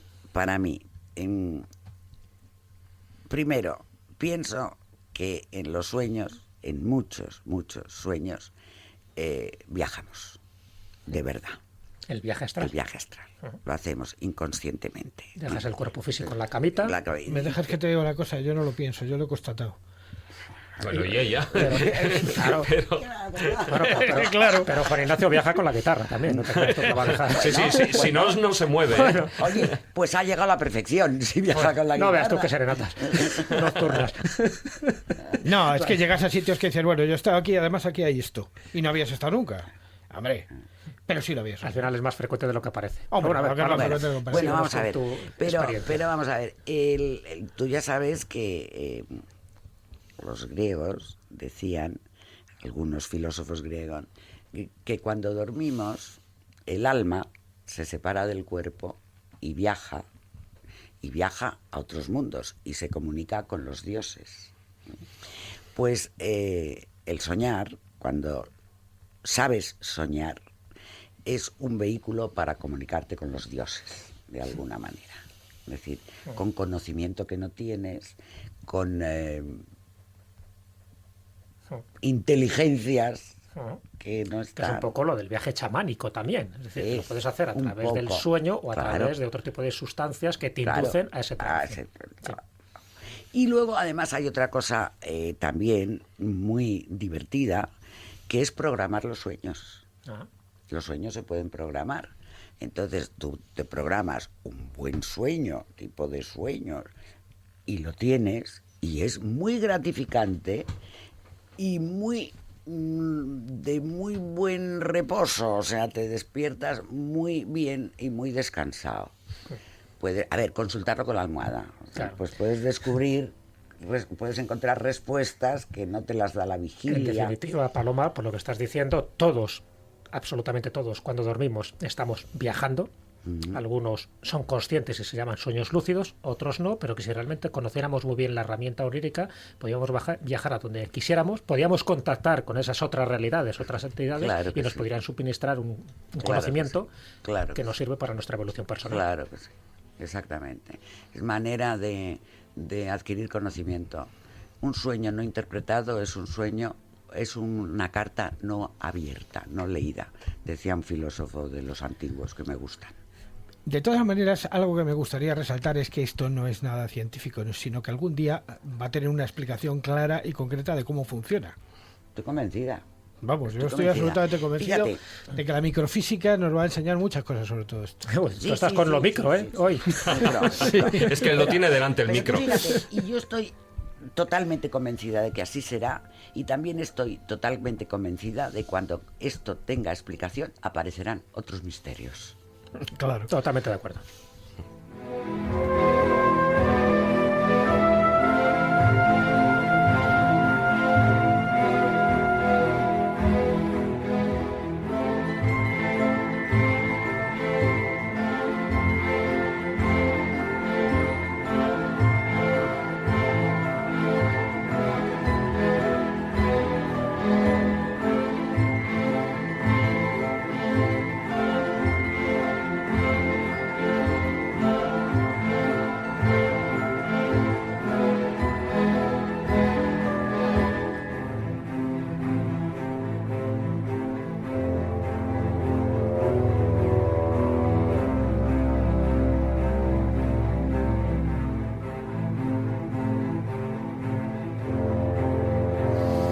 Las 11:20 de la noche, y es el momento también de traer aquí, además, a colación a nuestros terceros invitados en el programa para hablar de los fenómenos anómalos.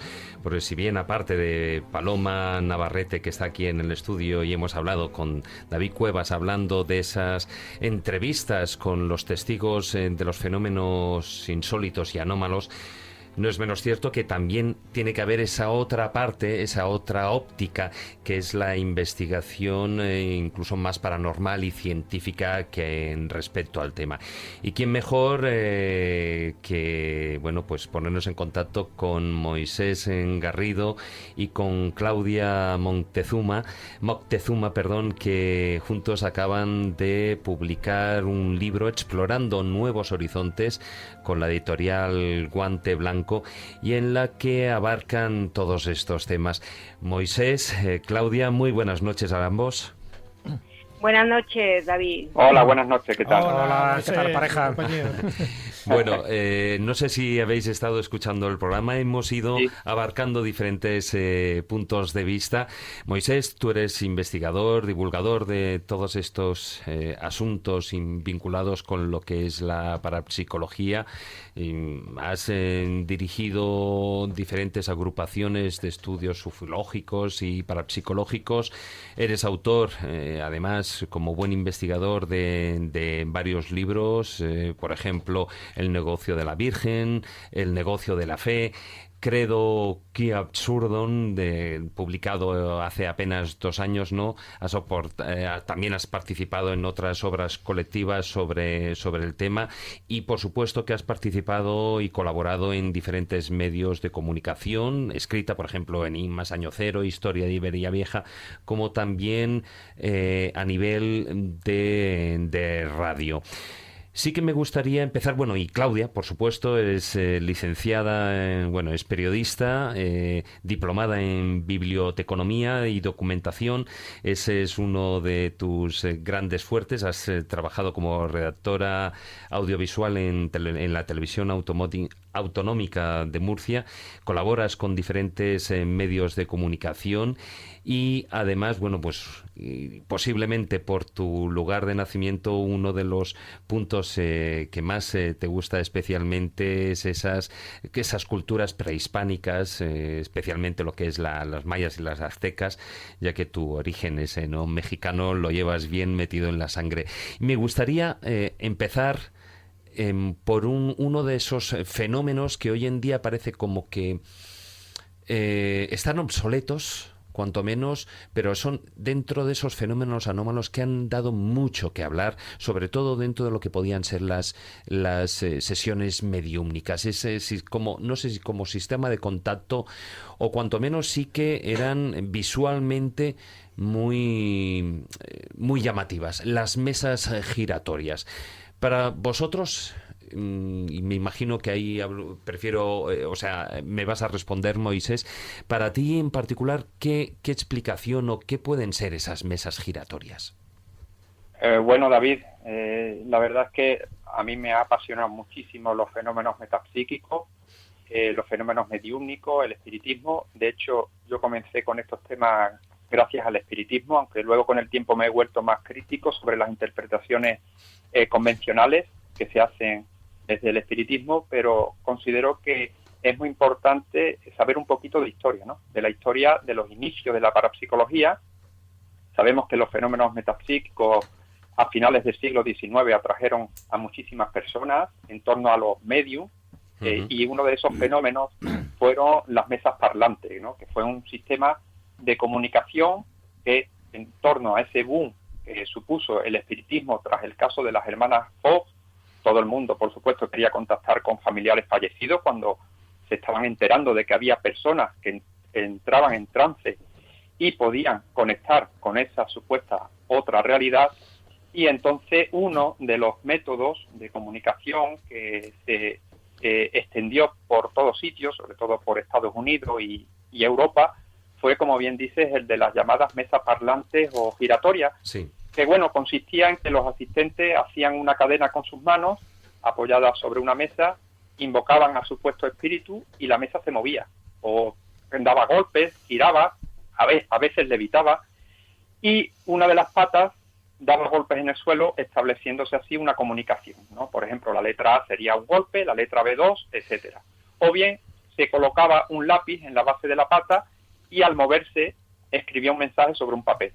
Al margen de los mensajes, que podrían responder, podemos interpretarlo como proceso psicológico inconsciente o muchísimas hipótesis que hay, por supuesto, lo cierto es que muchas veces las mesas levitaban, elevándose del suelo sin contacto alguno, y ante la presencia de científicos. Tengamos en cuenta que los precursores de aquellas investigaciones metapsíquicas fueron grandes científicos. Entre ellos, William Crook, que era premio Nobel de Química, sí, Charles Richet, premio Nobel de Medicina, estaba también William James, doctor en psicología, en fin, una serie de científicos que examinaban a los mediums. Ciertamente en ese ambiente también había muchos fraudes, porque las sesiones se hacían en penumbra, con muy poquita luz, simplemente con velas. A veces no se ejercía un control exhaustivo con el medium. Claro, porque precisamente Moisés, yo creo que una de las cosas, posiblemente de lo que adolecían muchos de estos científicos de la época, era la falta de ser críticos, ¿no? O sea, si hoy en día en muchos casos se tiende hacia un escepticismo radical, o bueno, bajo mi punto de vista, más bien negacionismo, ¿no?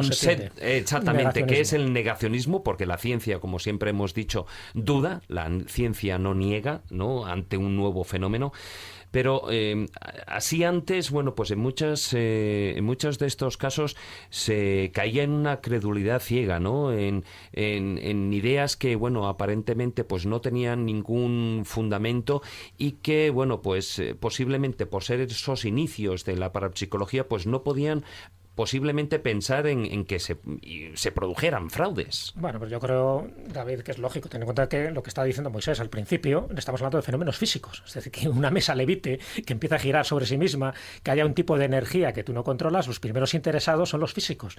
De ahí que los que ha citado Moisés y muchos más, pues crearan esa sociedad física, parafísica, en Inglaterra, en Londres, porque lo que les interesaba es saber por qué eso se mueve. Y si no se mueve por fraude, en fin, ya sabes que hay muchos casos como el de Sapio Paladino, donde sí había un fenómeno real por una parte, pero luego había esa especie de fraude. Pero descartando un poco cuando se movía la mesa porque alguien lo movía literalmente, está claro que eso interesaba, porque además era el momento, el auge, no olvidemos también del espiritismo, donde se pensaba que la comunicación con los muertos estaban ahí y que los muertos podían, fíjate, estamos hablando de algo también físico, podían mover una mesa.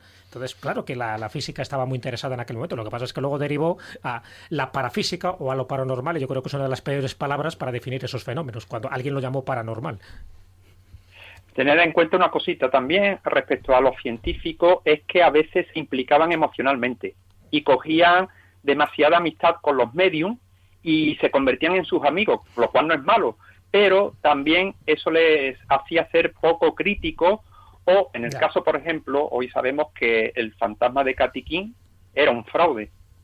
Hoy está claro, era la propia medium disfrazada, llegando a engañar nada menos que a William Crook, que como he dicho antes era premio Nobel de Química, porque mantuvo un romance con ella. Claro, es lo que te iba a decir, es que había algo más que un contacto psíquico ahí. Claro, y no, que por supuesto tenían su derecho, pero él no ejerció el suficiente control como científico y jamás miraba al interior del gabinete o de la cabina donde se metía la medium. Nunca se vieron a la medium y al fantasma de Katy King juntos. Sí, nada, es un caso más célebre y por suerte pues bastante estudiado, ¿no? Y se ha desvelado muchísimas cosas. Quería preguntar una cosa a Claudia Moctezuma, de la familia Moctezuma de toda la vida, ¿no? Sí, desde que nací. Azteca de pura sangre. Sí. Mira, antes hemos estado hablando un poco de esos fenómenos psíquicos y, bueno, pues de los fenómenos fantasmales. Y Paloma Navarrete, desde luego, habla de ese conocimiento empírico de alguien que ha visto, no que solo ha leído, sino que lo conoce. Y una de las explicaciones que se ha barajado un poco por encima tiene que ver con una de las preguntas que hacéis en vuestro libro, en Explorando Nuevos Horizontes. Y es la pregunta que yo te voy a hacer directamente. ¿Arroja luz la física cuántica sobre los fenómenos psíquicos? Sí, efectivamente, arroja una cierta luz. Es un asunto que interesa desde hace un tiempo a los científicos. Y bueno, de hecho, los fenómenos cuánticos no se basan en leyes causales, sino probabilísticas e indeterministas. Encontramos, por ejemplo, que en el mundo de las partículas elementales, pues en ocasiones los efectos preceden a las causas y hay viajes hiperlumínicos, teleportación, partículas que se convierten en ondas. Si nos fijamos bien, Jesús, muchas de estas características las podemos hallar en el mundo de los fenómenos paranormales, que también suelen ser acausales y desafían las leyes deterministas, las rígidas leyes de la física clásica.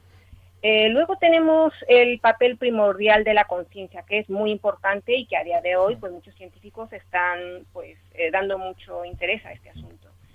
Según el principio de incertidumbre de Heisenberg, la conciencia está interconectada con el mundo físico, la mente del observador que altera la materia. Es decir, que bueno, si esto es así y si es cierto que, como propone el físico Roger Penrose, existe una conciencia cuántica, que no es poca cosa.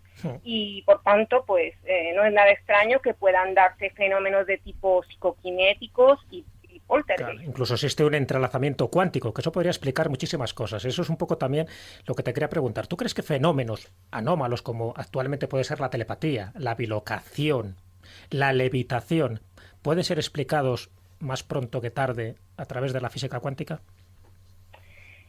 Pues es posible que todo esté interconectado en un nivel subyacente de la realidad, en un nivel implicado, en palabras del físico David Bohm. Lo paranormal, desde ese punto de vista, sería viable. En nuestro libro, precisamente, nos referimos a todas estas cuestiones porque nos parece fundamental para comprender la naturaleza de determinados fenómenos anómalos y del papel que juega la mente humana en todas estas historias. No se debe abusar de lo cuántico, también es cierto, hay que decirlo, y tratar de explicar todo así, pero hay físicos como, por ejemplo, Michael Talbot o Jack Safety o Brian Josephson, que es premio Nobel, que tienen en cuenta las leyes de la física cuántica pues para buscar un modelo explicativo de los fenómenos paranormales. Moisés, que no te vas a ir tampoco de rositas de que te pregunte algo, y además una pregunta sencillita, que además sé que me la vas a contestar con concisión y con precisión, porque los oyentes se lo está esperando. ¿Está próximo el fin del mundo? Mira que eres malo, ¿eh? ¿No?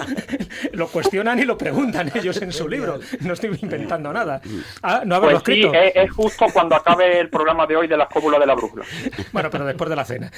Que nos pille por lo menos con el estómago lleno. Vamos a ver, lo tocamos porque es un tema de rabiosa actualidad, siempre lo es. Siempre lo es, que se nos han dicho que hay fines del mundo a lo largo de todos los siglos. Pero a lo mejor ahora más hay tiempos del convulsos. Imaginario colectivo, en fin, constantemente hay profetas, hay iluminados. Creíamos que esto se iba a acabar un poco cuando llegó el año 2000 y no ocurrió muchas de las profecías milenaristas que se habían dicho hasta entonces, pero sigue habiendo gente dentro del contexto aparicionista, de las apariciones de la Virgen, en grupos esotéricos, de New Age, que están hablando de un proceso de transformación, de que la Tierra va a pasar a una cuarta dimensión, de que va a haber catástrofe, de todo. Pero claro, es que también nosotros planteamos en el libro las profecías, entre comillas lo de profecías científicas sobre el fin del mundo. Más bien serían pronósticos que hace la ciencia o prospecciones sobre eventuales fines del mundo. Y hablamos de los asteroides y de la vigilancia que existe por parte de algunos comités, entre ellos la NASA, para vigilar el espacio ante esas posibles amenazas, porque si una roca enorme como la que cayó hace 65 millones de años y destruyó buena parte de la vida que había entonces, si cayera actualmente, ¿qué ocurriría con nuestra especie? También se habla de la superpoblación, se habla de la contaminación, de una posible guerra nuclear, y todo eso lo planteamos también en el libro. Hablamos de las profecías sobre el fin del mundo, milenaristas, las clásicas, pero también hablamos de esos pronósticos científicos sobre el fin del mundo. Bueno, el tiempo desgraciadamente se nos acaba, lo que sí que evidentemente, como de la misma manera que hemos hecho con David Cuevas, recomendar especialmente este libro, Explorando Nuevos Horizontes, escrito por Moisés Garrido y Claudia Moctezuma, y publicado por la editorial, una editorial que acaba de nacer, en Guante Blanco. Claudia, Moisés, muchísimas gracias por haber estado con nosotros en La Escóbula. A vosotros, un placer. A vosotros. Un abrazo, compañeros. A vosotros.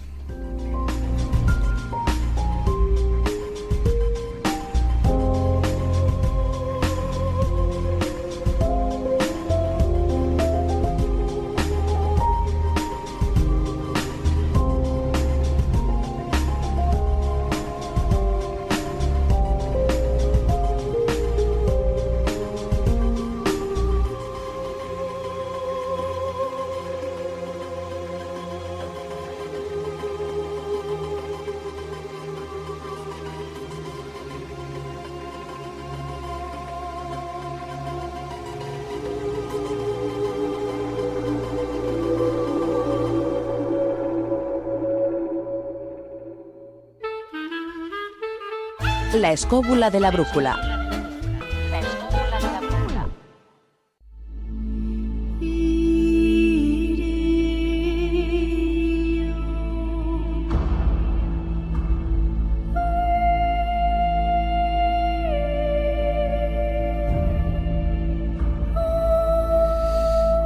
23:37 minutos de la noche. Seguimos aquí en el estudio con Paloma Navarrete.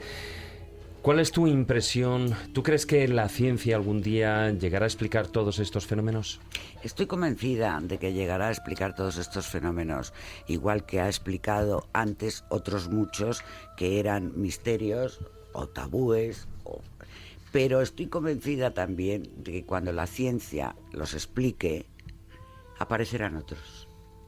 Siempre habrá un misterio por delante de nosotros para que podamos investigarlo. El saber no tiene límite. Sí, señor. Sí, señor. Bueno, eso es un aforismo desde hace mucho tiempo. Cada vez que abres una puerta te encuentras con un pasillo que tiene otras 100 cerradas. Eso ha sucedido desde el principio de los tiempos, ¿no? Y además, afortunadamente, por eso el hombre ha llegado donde ha llegado. Si no, no hubiera llegado nunca. Evidentemente, por eso estamos ahora aquí. Claro. Mira, Paloma, una preguntilla, porque incluso hay gente que también me lo ha preguntado. Ahora abundan mucho los grupos parapsicológicos y prácticamente en todos los grupos parapsicológicos hay ya también una medium, una persona, bueno, con una serie de poderes psíquicos que se pone en contacto con las supuestas entidades que hay en ese lugar. Vamos a llamar un lugar encantado, un lugar de poder, ¿no? Pero bueno, tú eres pionera en estos casos. Y los grupos parapsicológicos que abundan, ¿verdad?, tienen como esos dos elementos. Por una parte, grabar psicofonías y por otra parte, intentar ponerse en contacto. ¿Qué consejo darías a todas estas personas que ahora están generando nuevos grupos parapsicológicos que lo que quieren es eso, encontrarse con las otras realidades? A ver, soy consciente de que hay muchos grupos, sobre todo de jóvenes, que se interesan muchísimo y a veces sin el misterio. Conocimiento preciso. Claro. Y a mí me encanta que los jóvenes empiecen a tener una pasión por estos temas, pero les falta efectivamente conocimiento suficiente. Entonces, tienen que tener su equipo pluridisciplinar, que pueda grabar psicofonías, tener un testimonio escrito, grabado, físico, y luego también es importante que tengan un sensitivo para que conecte con otras dimensiones. Ahora, tienen que tener mucho cuidado en elegir ese sensitivo y, sobre todo, comprobar siempre la información del sensitivo con la realidad.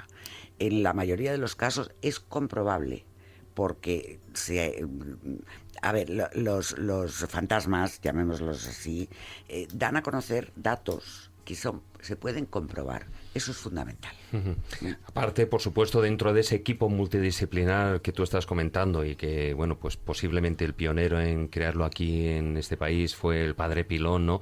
De la misma manera como él en su momento, bueno, pues te llamó a tu puerta para que fueras, digamos, esa sensitiva del grupo, pero también, evidentemente, pues había un equipo, como tú decías, multidisciplinar, ya no solo de grabación del audio, sino grabación del vídeo.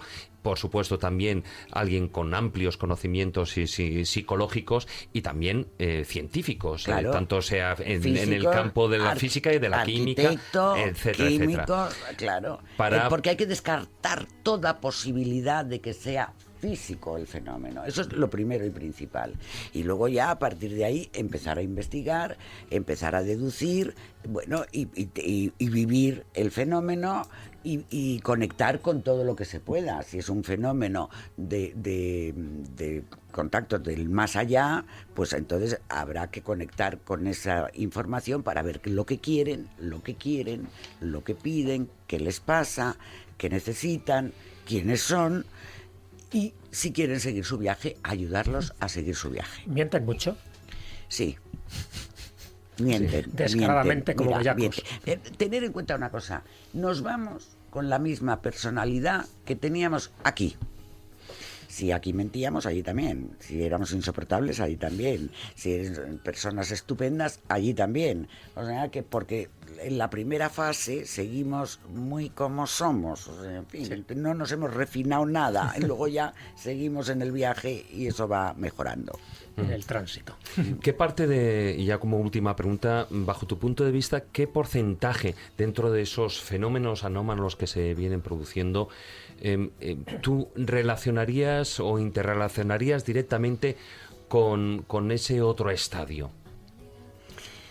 Un porcentaje pequeño. No te puedo decir un porcentaje exactamente, pero la mayoría de los fenómenos sobre todo no de los fenómenos objetivos, cuidado, que esos sí entran en ese porcentaje, sino de los fenómenos subjetivos con los que vienen las personas a consultarnos, son producto de los fantasmas de nuestras mentes, no de otros ajenos es otra a eso. variante. Otra de variante. Los fantasmas. Otra variante. Sí. Exactamente. Bueno, dejamos el filandón aquí, Paloma, pero sin embargo, bueno, no te despedimos porque te invitamos a nuestra siguiente entrevista. Que nos hable de godos, ¿no? En esa, sí, que vamos a hablar de godos, porque vamos a entrar en esa biblioteca de Alejandría particular que tenemos en la Escóbula de la Brújula.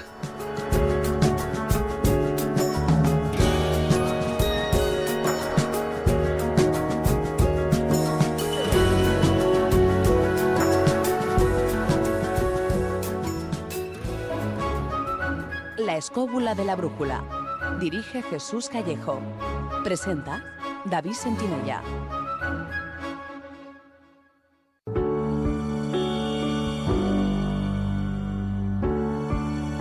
La Biblioteca de Alejandría.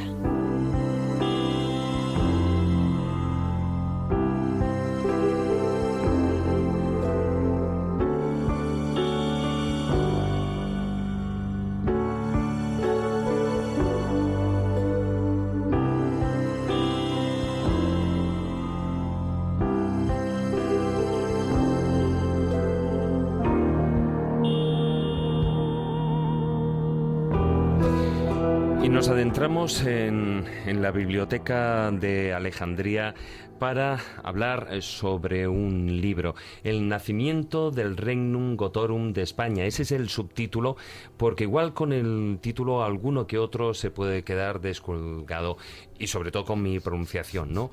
Bouillet 507, ¿lo he pronunciado bien, caballero? 507 lo has pronunciado perfecto. Ay, 507, sí, gracias. A ver, maestro... La batalla de Bouillet. La batalla de Bouillet, vamos, de toda la vida. Y escrita por nuestro querido amigo, historiador y especialista en temas godos, Daniel Gómez Aragonés. Muy buenas noches, Daniel. Muy buenas, David. ¿Qué tal? Buenas noches a todos. Bienvenido por cuarta vez, si no recuerdo mal, a la Escóbula de la Brújula. Llevas casi una por temporada.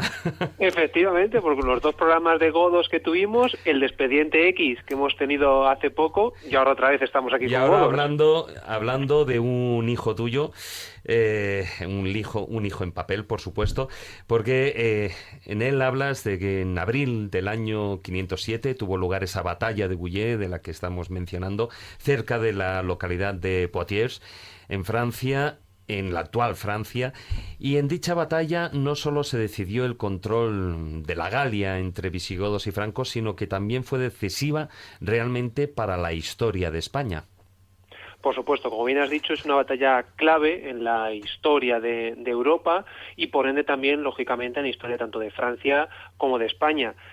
Sin esta batalla, seguramente, y por supuesto, la consecuente caída del reino visigodo de Tolosa, no podríamos entender la evolución histórica que ha tenido Francia desde el siglo VI, ni, por supuesto, y aquí barremos para casa, la historia posterior de España.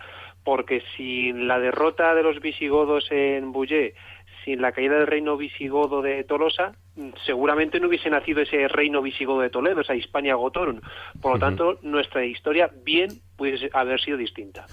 Hablando un poquitín de esos antecedentes que nos sitúan para llegar a esa batalla, parece ser que tiene lugar en un momento de cierta fragilidad interna dentro de lo que es el reino visigodo, sobre todo aquí en Hispania, porque, bueno, un año antes, en el 506, se producen, yo creo que dos hechos muy importantes históricos. Por una parte, esa rebelión de Petrus que se produce en lo que es en la Tarraconense, en Tarragona actual, ¿no?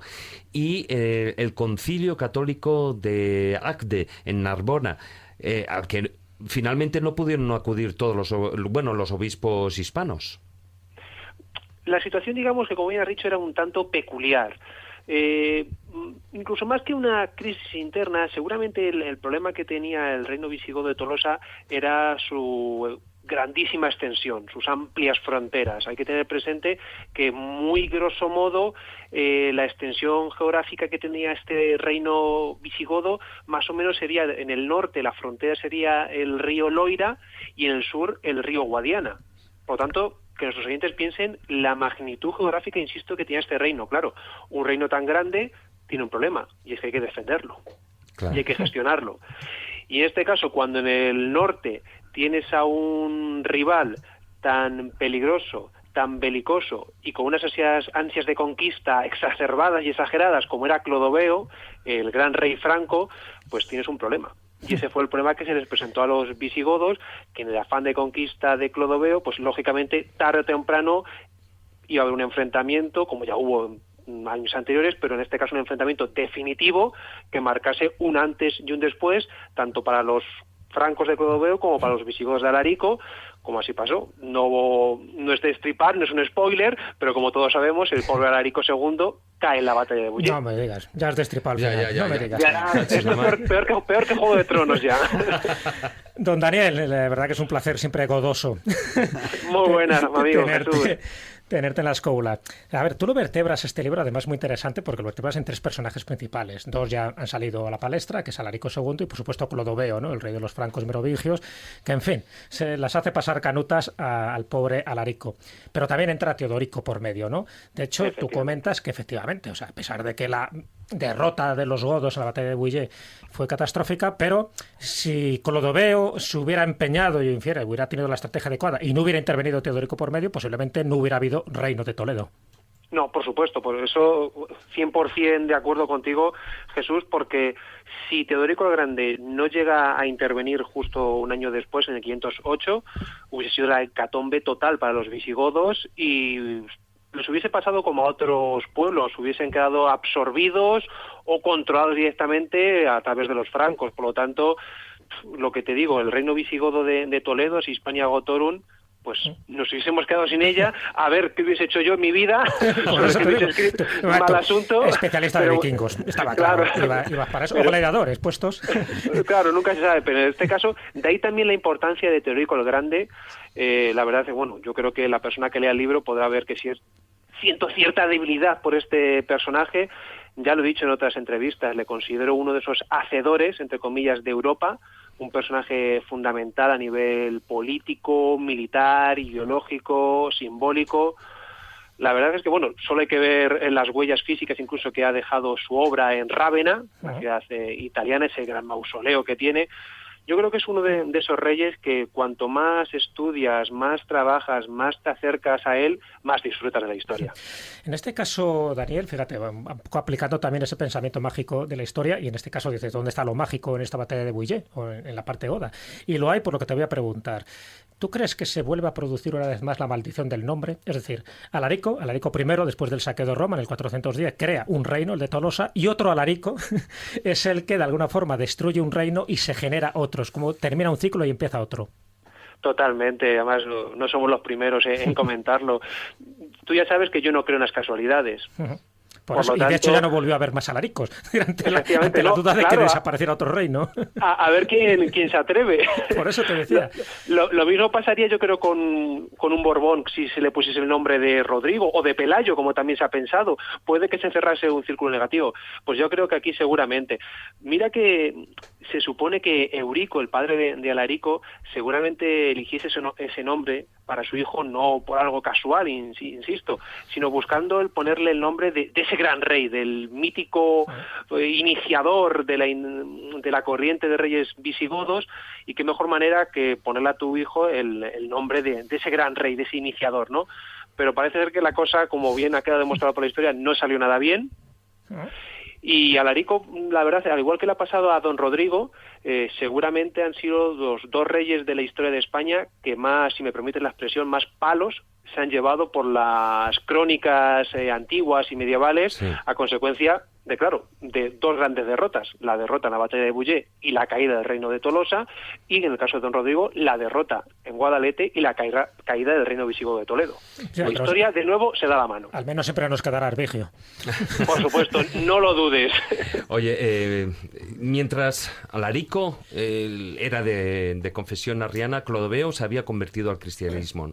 ¿Crees que los dos eran cristianos, los arrianos eran cristianos, había convertido al catolicismo. Al catolicismo. ¿Crees que eso eso hizo que contara con la ayuda de los pueblos y esas tribus galorromanas que habitaban en la zona? ¿Crees que esas alianzas que tuvieron lugar se convirtieron en una especie de cruzada contra el pueblo visigodo? Realmente, lo que acabas de comentar, David, muy interesante, fue propaganda utilizada por los francos, sobre todo por los cronistas francos posteriores, en presentar a los francos de Clodoveo como católicos, luchando contra esos herejes malvados arrianos que eran los visigodos de Alarico. Bueno, realmente esa conversión que realiza Clodoveo, porque no hace como otros reyes que sí tienen un paso del paganismo, arrianismo, catolicismo. No, él directamente pasa del paganismo al catolicismo. Esa conversión no fue un punto fundamental y determinante. Sí pudo jugar algún determinado punto a su favor, pero hay que tener presente que en Bullé, en el bando visigodo, hubo católicos galorromanos luchando hombro a hombro junto a los visigodos de Alarico. Por lo tanto, como te digo, no hay que ver esta batalla de Bullé, esta guerra franco-goda, como un enfrentamiento entre católicos y arrianos. Eso es rotundamente falso, porque ya te digo, hubo católicos que apoyaron en este caso al bando visigodo, pues por múltiples razones y cuestiones que se desentrañan en el libro. Y hay que tener cuidado, lógicamente, porque si nos adentramos en las fuentes francas, siempre vamos a ver que los francos, por supuesto, eran muy buenos guerreros, muy buenos católicos, y los visigodos totalmente lo contrario. De hecho, en las pocas descripciones que tenemos de la batalla de Bullé, se dice lo mismo en las fuentes francas de los visigodos, que tenían miedo al combate cuerpo contra cuerpo y que rápidamente se fueron y por eso ganaron los francos. Muy grosso modo, ¿no? Por lo tanto, ya te digo que hay que tener cuidado muchas veces cuando nos acercamos a esta época, a estas fuentes. Hay que verlo con perspectiva para realmente poder entender lo que ocurrió en aquella época. Bueno, Daniel Gómez Aragonés, querido amigo, ya casi miembro honorario de Escobulandia, bueno, no, y sin casi, miembro honorario, con esta obra, Bullé 507, el nacimiento del Regnum Gotorum de España. Un libro publicado por HRM Ediciones. ¿Dónde se puede conseguir el libro? Bueno, pues realmente en librerías especializadas, por ejemplo, la librería Almena, la librería Atlántica, la librería Gaudí, pero bueno, también en grandes superficies como el Corte Inglés, la propia editorial o en cualquier librería que vas, lo encargas y rápidamente te lo sirven. Y por supuesto también se puede conseguir el próximo día 23 de junio, cuando hagamos la presentación oficial del libro. Sí, porque va a ser en un sitio no curioso, sino curiosísimo. Por supuesto, no me gusta hacer nada porque sí, sino allí donde se elige un lugar para celebrar un evento tiene que ser especial. Y en este caso, el día 23 a las 8 de la tarde, en el yacimiento arqueológico de Guarrazar, lugar mágico y simbólico, ubicado en Guadamur, aquí en la provincia de Toledo, tendrá la presentación. Bueno, contaremos con la presencia del director del yacimiento, Juanma Rojas, y por supuesto con dos escobuleros de pro, como son Jesús Callejo y Carlos Canales, que me van a hacer el inmenso favor de presentar el libro. Dos escuderos, vamos de escuderos, de guardaespaldas, y ahí es donde sí que vas a contar cosas. Bueno, todo eso si Carlos llega, porque ahora mismo me parece que estaba por Orlando y tal cual están las cosas. Ha dicho que llegará si en algo valora su cabeza. Sí, Carlos es muy franco. Florida. Carlos es muy franco y por eso sí, pero como no venga visigodo o ostrogodo va a acabar mal. Es muy clodoveo. Bueno, repetimos, el libro está publicado por HRM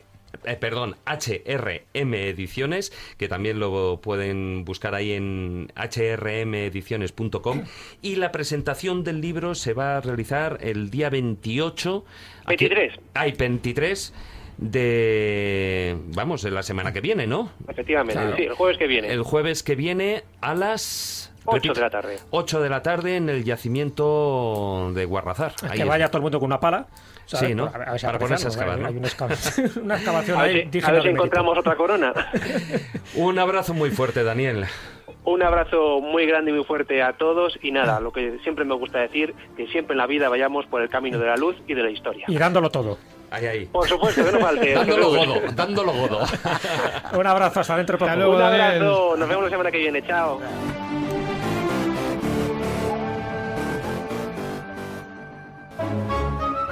La escóbula de la brújula.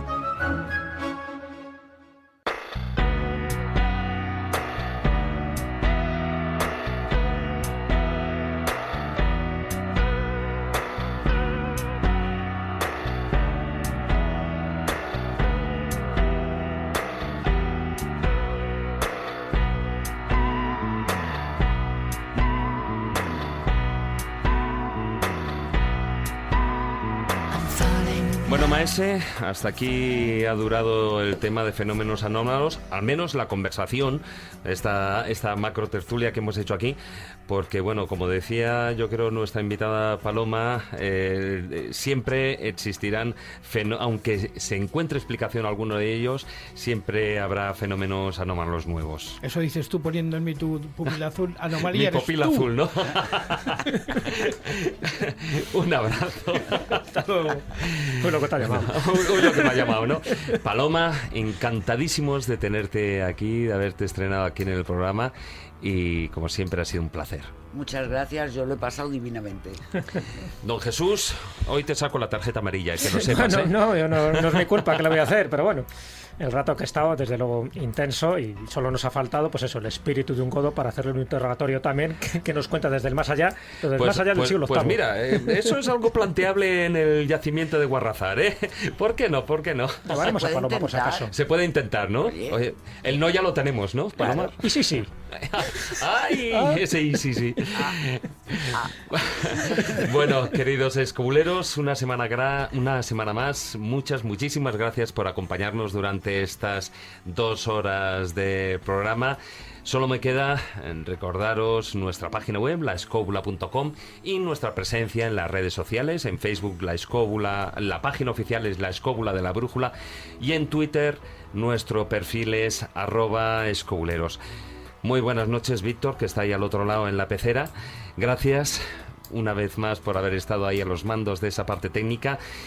Y a todos vosotros, bueno, pues muy buenas noches. Como siempre digo, tratad de ser felices e ilustraos. Hasta la próxima semana, amigos.